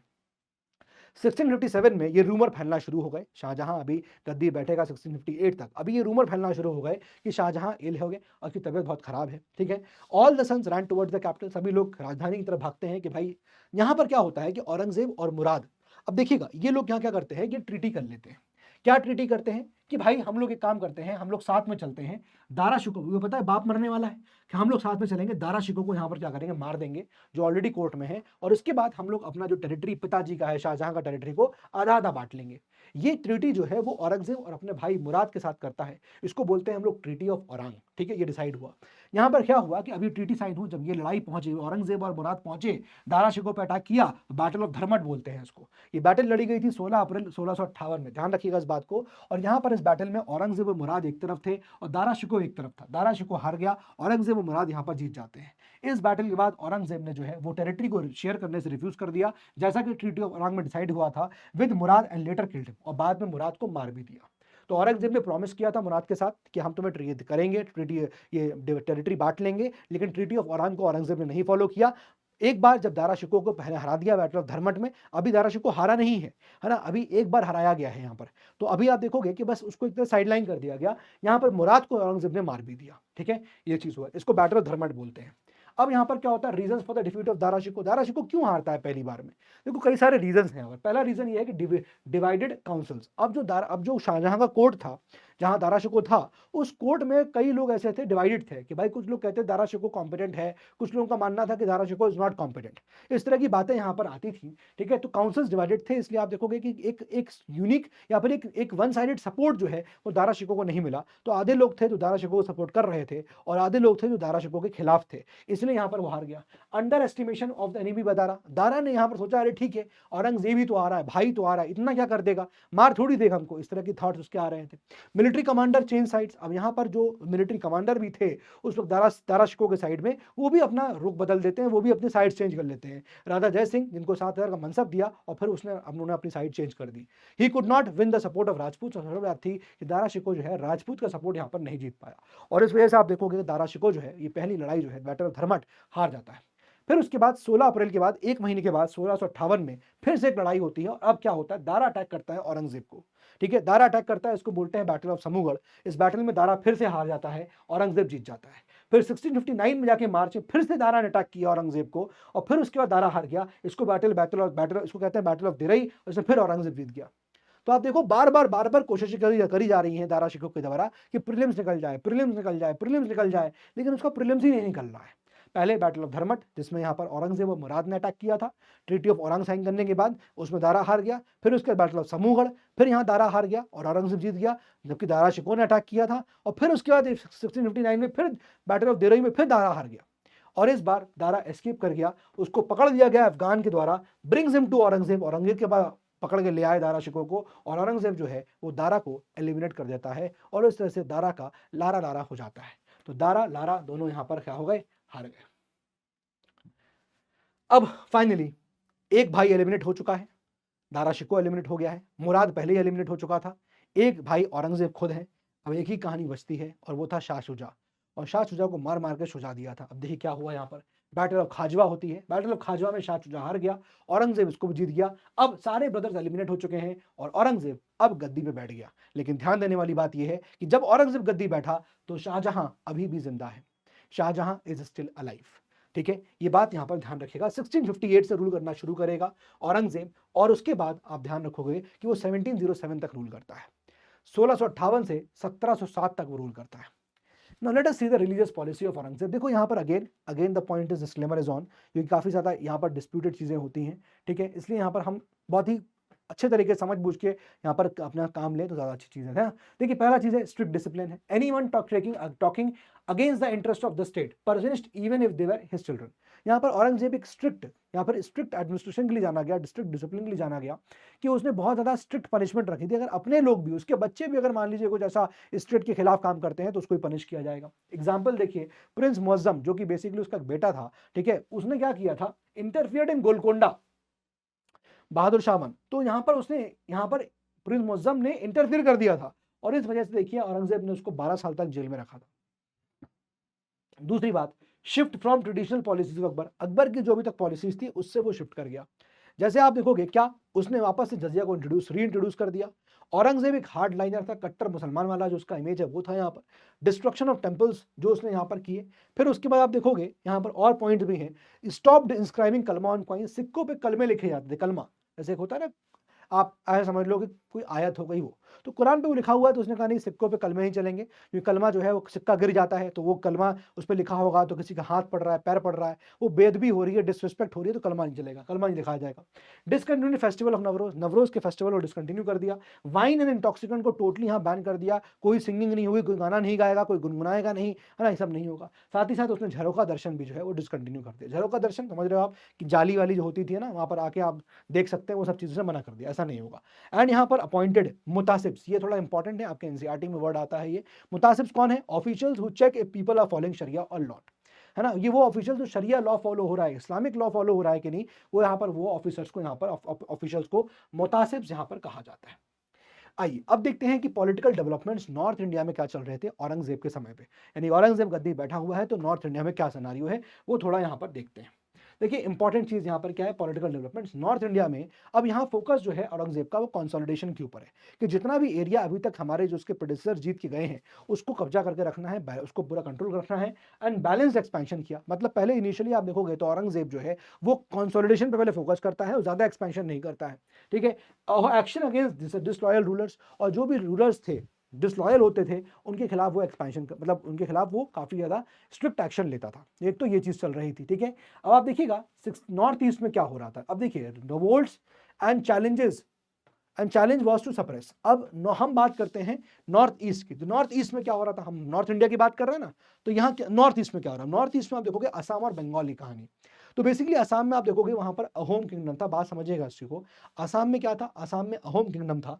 अहोम किंगडम में वहां पर ये लोग गोरिल्ला वॉरफेयर करते थे, यानी कि छुप कर वार करने वाली स्ट्रेटजी अपनाई जाती थी। अब मीर जुमला को जो है औरंगजेब ने यहाँ पर अपॉइंट किया कि जाओ और जाके इन अहोम वालों को जरा देखो क्या कर रहे हैं क्या नहीं कर रहे हैं, इनको टैकल करो, है ना। मीर जुमला को भेजा, लेकिन मीर जुमला देखोगे अहोम जहां जीत जाते हैं मीर जुमला का गमला बन जाता है और फ्लावर निकल आता है। तो बेसिकली ये मीर जुमला के बस की नहीं थी और इस बात को लेकर औरंगजेब बड़ा नाराज, और औरंगजेब ने आप देखोगे इसका शाइस्ता खान को यहाँ पर क्या किया, भेजा कि भाई जुमला को तुम यहाँ रिप्लेस करो और तुम वहां जाओ। शाइस्ता खान जो है वो जाता है और एडमिनिस्ट्रेशन में फोकस करता है, एडमिनिस्ट्रेशन को स्ट्रॉन्ग करता है, राइट, और वो फोकस करता है अपना नेवी पे। एंड इवन आप देखोगे कि यहाँ पर जो पायरेट्स होते हैं उनको भी डिफीट करता है, ठीक है। अब ये अहोम में ध्यान रखिएगा, जो अहोम किंगडम था यहाँ पर एक नाम और आता है, एक लड़ाई और होती है, बैटल ऑफ सराय घाट। ये 1671 की बैटल है, मतलब इनफैक्ट ये बैटल आप देखोगे कि इनफैक्ट औरंगजेब के टाइम पे ही है, लेकिन 1671 की इस बैटल में, जिसको बैटल ऑफ हम लोग सराय घाट कहते हैं, अहोम कमांडर जो था लचित बोरफुकान, उन्होंने मुगलों को मार मार के भगा दिया था। और आप देखोगे ये जो नाम है ना लचित बोरफुकान, इनके नाम का एक मेडल नेशनल डिफेंस एकेडमी जो है पुणे के अंदर खड़कवासला, ठीक है, जहां पर आप देखोगे कि 12th के बाद एक एग्जाम होता है एनडीए का, यूपीएससी कंडक्ट कराता है उसको भी। तो नेशनल डिफेंस एकेडमी के उस एग्जाम में आप Indian army, Indian arm forces और इंडियन नेवी में आप जा सकते हैं, ठीक है। क्लास 12th के बाद ही भर्तियां होती हैं और फिर आपकी खड़कवासला में ट्रेनिंग होती है, 3-4 साल वहां लगते हैं आपको, फिर आप जाके आपको फोर्सेस के अंदर एंट्री मिलती है। तो बेसिकली क्या होता है कि लचित बोरफुकान मेडल भी मिलता है, और अभी 2 साल पहले या 3 साल पहले इनकी 400th बर्थ एनिवर्सरी थी लचित बोरफुकान की, राइट। आप देख सकते हो 1671 में ये बैटल हो रही है, तो ऑफकोर्स हम समझ सकते हैं कि हाँ कुछ साल पहले इनकी यहाँ पर एक तरह से क्या था, बैटल भी, मतलब वो विक्ट्री भी, वो 400 बर्थ एनिवर्सरी भी थी, तो इसलिए यहाँ पर ये न्यूज में भी आया था और इसके ऊपर यूपीएससी ने सवाल पूछा भी था लचित बोरफुकान के ऊपर इन द एनडीए पेपर। तो कभी भी आपसे भी यूपीएससी सिविल सर्विसेज में भी पूछ सकता है, छोटे मोटे पॉइंट हो सकते हैं, ठीक है। तो एक तो ये लचित बोरफुकान बैटल बहुत इंपॉर्टेंट है, battle of Sarai Ghat important है, ये ध्यान रखिएगा, है ना। और ये अहोम कमांडर थे और उन्होंने मुगलों को यहाँ पर मार मार के भगा दिया था, तो ये बात यहाँ पर ध्यान रखिएगा। इस प्रकार की चीजें यहाँ पर डेवलप हो रही थी। अब देखिए पॉपुलर रिवोल्ट्स हमको देखने को मिल रहे हैं यूपी आपके नॉर्थ के अंदर, तो यू विल फाइंड कि जाट का रिवोल्ट हो रहा है, अफगानियों का रिवोल्ट हो रहा है, सिखों का रिवोल्ट हो रहा है। अब आप जाट्स में देखोगे तो जाट्स में जो लीड कर रहे हैं वो गोखला और राजा राम। अब ये ध्यान रखिएगा, फैक्ट्स को प्रीलिम्स को लेकर आपसे पूछ सकता है, ठीक है। तो यहाँ पर गोखला और Raja Ram are leading the Jat revolt, ठीक है। और यहाँ पर लैंड रेवेन्यू कलेक्शन ग्रीवेंसेस थे, तो ये प्रॉब्लम थी कि भाई लैंड रेवेन्यू कलेक्शन बहुत ज़्यादा हो रहा है वगैरह वगैरह। तो बेसिकली जाट का रिवोल्ट था, पीजेंट रिवोल्ट था ये, और मुगल जो है इसको सप्रेस कर देते हैं। फिर उसके बाद अफगान्स की बात करेंगे तो अपराइजिंग बाय अफगान्स, अफगान में यहाँ पर दो लोग भागू एंड अकमल खान, ये इनको यहाँ तरफ से लीड कर रहे होते हैं। मुगल्स की तरफ से आमिर खान था, तो इन्होंने मुगल्स ने अगेन क्या किया, इनको सप्रेस कर दिया। ठीक है, तो एक तो ये अफगान्स का रिवोल्ट हो गया, राइट। फिर उसके बाद आप समझोगे कि अफगान्स का ये रिवोल्ट इतना, मतलब एक तो ये कि पंजाब काबुल का एरिया बड़ा दूर था, दूर दराज एरिया, डिस्टेंट प्लेस है, राइट। तो इफेक्टिव एडमिनिस्ट्रेशन बड़ा चैलेंज था वहाँ के लिए, अकबर के लिए, उसके लिए, मुगलों के लिए, कि इतना दूर कैसे चैलेंज करेंगे। बट हमने देखा काबुल तक पहुंच गया अभी एक आदमी। ठीक है, देन सिखों की बात करेंगे तो 1675 में गुरु तेग बहादुर जो है उनको एग्जीक्यूट कर दिया था यहाँ पर औरंगजेब ने। उससे पहले हमने देखा अभी कि कैसे यहाँ पर एक और एग्जीक्यूशन हुआ था कुछ देर पहले। सिख यहाँ मुगल रिलेशन बड़े खराब हो गए थे because of this execution. And आप देखोगे 1699 में फिर आप यहाँ यू विल फाइंड गुरु गोविंद सिंह जो है वो खालसा बनाते हैं, यानी कि मिलिट्री ब्रदरहुड क्रिएट कर देते हैं, एक यहाँ पर मिलिट्री ग्रुप खालसा जो है एक तरह से बना देते हैं। अब यहाँ क्या होता है कि आप देखिए ये किला था, फोर्ट ऑफ सिक्कों का किला था, ठीक है, और ये सिक्का किला है आनंदपुर। तो आनंदपुर फोर्ट के अंदर यू विल फाइंड कि यहाँ पर गुरु गोविंद सिंह यहाँ पर मौजूद थे, और ये बात जो है औरंगजेब को पता चल जाती है। औरंगजेब जाता है और कहता है जो हिल राजा हैं उनसे कहता है तुम जाके अटैक करो, हम तुमको सपोर्ट करेंगे। हिल राजा गए, हिल राजा जाने के बाद क्या हुआ कि भाई ये अटैक करने की कोशिश करते हैं लेकिन कुछ भी नहीं होता है, और वो समझ जाता है औरंगजेब कि भाई इनसे इनके बस की है नहीं। फिर औरंगजेब अपने वजीर और अपने मिलिट्री को यहाँ पर डिप्लॉय करता है, और इस पूरे आनंदपुर फोर्ट की यहाँ क्या होती, घेराबंदी कर ली जाती है।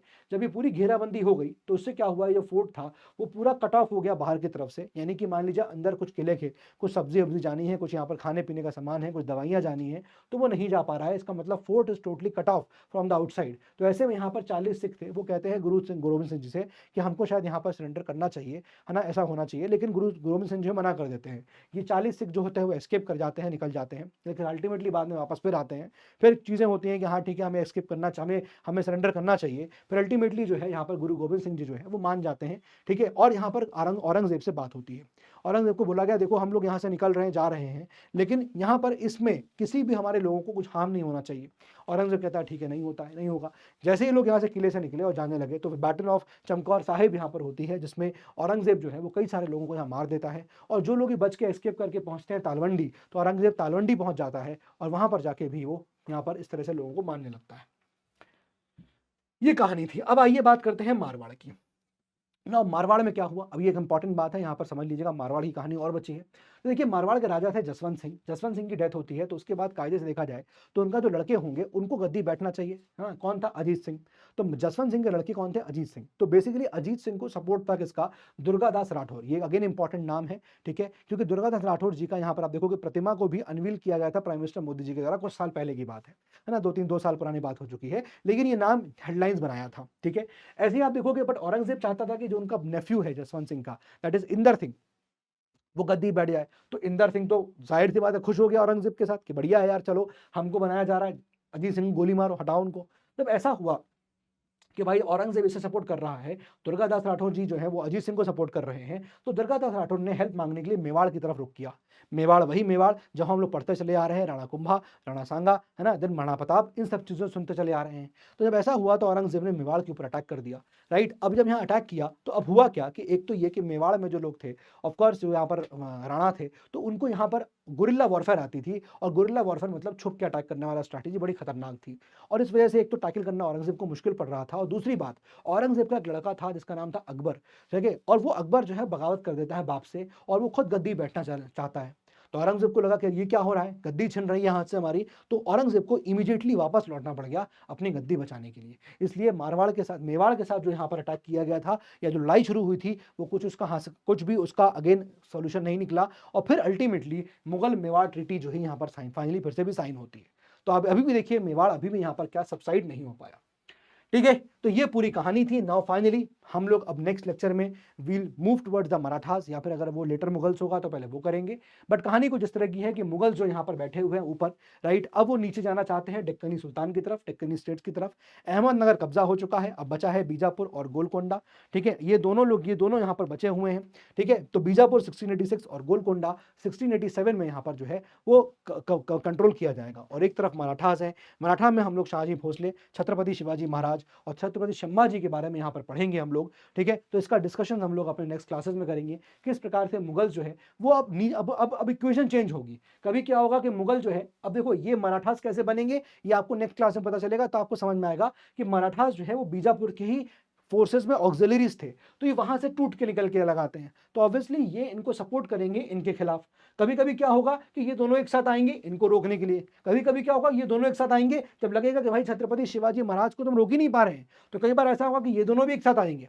तो अपने सिचुएशन और वक्त के हिसाब से ये अपने कोलैबोरेशंस को या अपने यहाँ पर जो इक्वेशंस हैं उनको चेंज करते रहेंगे। यहाँ पर इसको डिस्कशन हम लोग नेक्स्ट क्लास में करेंगे, ठीक है। तो आई होप यहाँ पर ये बात आपको क्लियर हो गई होगी, ठीक है, और इसकी हम लोग जब बातें करेंगे तो आपको और क्लैरिटी से पता चलेगा। सो विद दिस हमारा ये लेक्चर यहाँ खत्म होता है। उम्मीद है आपको बातें समझ में आ गई होंगी, क्योंकि हमने काफ़ी हद तक, देखो जो औरंगजेब वाला पोर्शन था काफ़ी इंपॉर्टेंट था, उसको हमने अच्छे से डिस्कस किया, लेकिन उसके बाद औरंगजेब का भी पोर्शन, मतलब देखो अगेन प्रीलिम्स में कितना आता है, यहाँ से कितने सवाल बनेंगे कैसे नहीं बनेंगे, पर जितने बनेंगे इंपॉर्टेंट होते हैं रखे। जहांगीर और शाहजहां में इतना कुछ था नहीं, लेकिन औरंगजेब का जो प्रॉब्लम ऑफ सक्सेशन था वो हमने देखा, ठीक है, वो भी है। अब जब मराठास को पढ़ेंगे ना तो फिर हम औरंगजेब को पढ़ेंगे, तो ऐसा नहीं है कि औरंगजेब ओवर हो गया हो, मराठा स्टार्ट करेंगे तो ऑब्वियसली मराठा को जब पढ़ेंगे तो हम देखें ना, अभी मैंने ट्रायंगल दिखाया कि मुगल्स, मराठास और दिक्कनी सुल्तान, इनकी कहानी अभी भी चलेगी। तो it is still not the end, अभी भी पिक्चर बाकी है मुगलों की, औरंगजेब वहाँ पर आएगा, लेकिन अभी हम लोग इसके बाद लोटर मुगल्स को पढ़ने वाले हैं। तो हमारे पास 2 लेक्चर्स हैं, आई थिंक एक में लोटर मुगल्स होगा और एक में रीजनल पावर्स जो होंगी, इसमें हम लोग मराठास को कवर करने वाले हैं, ठीक है। So that's all for today from my side दोस्तों। पढ़ाई करते रहिए, आप सब लोग मेहनत करते रहिए, किसी प्रकार का आपको डाउट हुआ करे तो ज़रूर कमेंट बॉक्स में लिख दिया करिए, मैं कमेंट्स को पढ़ता हूँ, और कभी कुछ होगा तो डेफिनेटली मैं आपको नेक्स्ट क्लास में आके या फिर उस कमेंट पे रिप्लाई करके आप लोगों को एड्रेस कर दूंगा, ठीक है। So that's all for today my side. जय हिंद एंड जय भारत एवरीवन।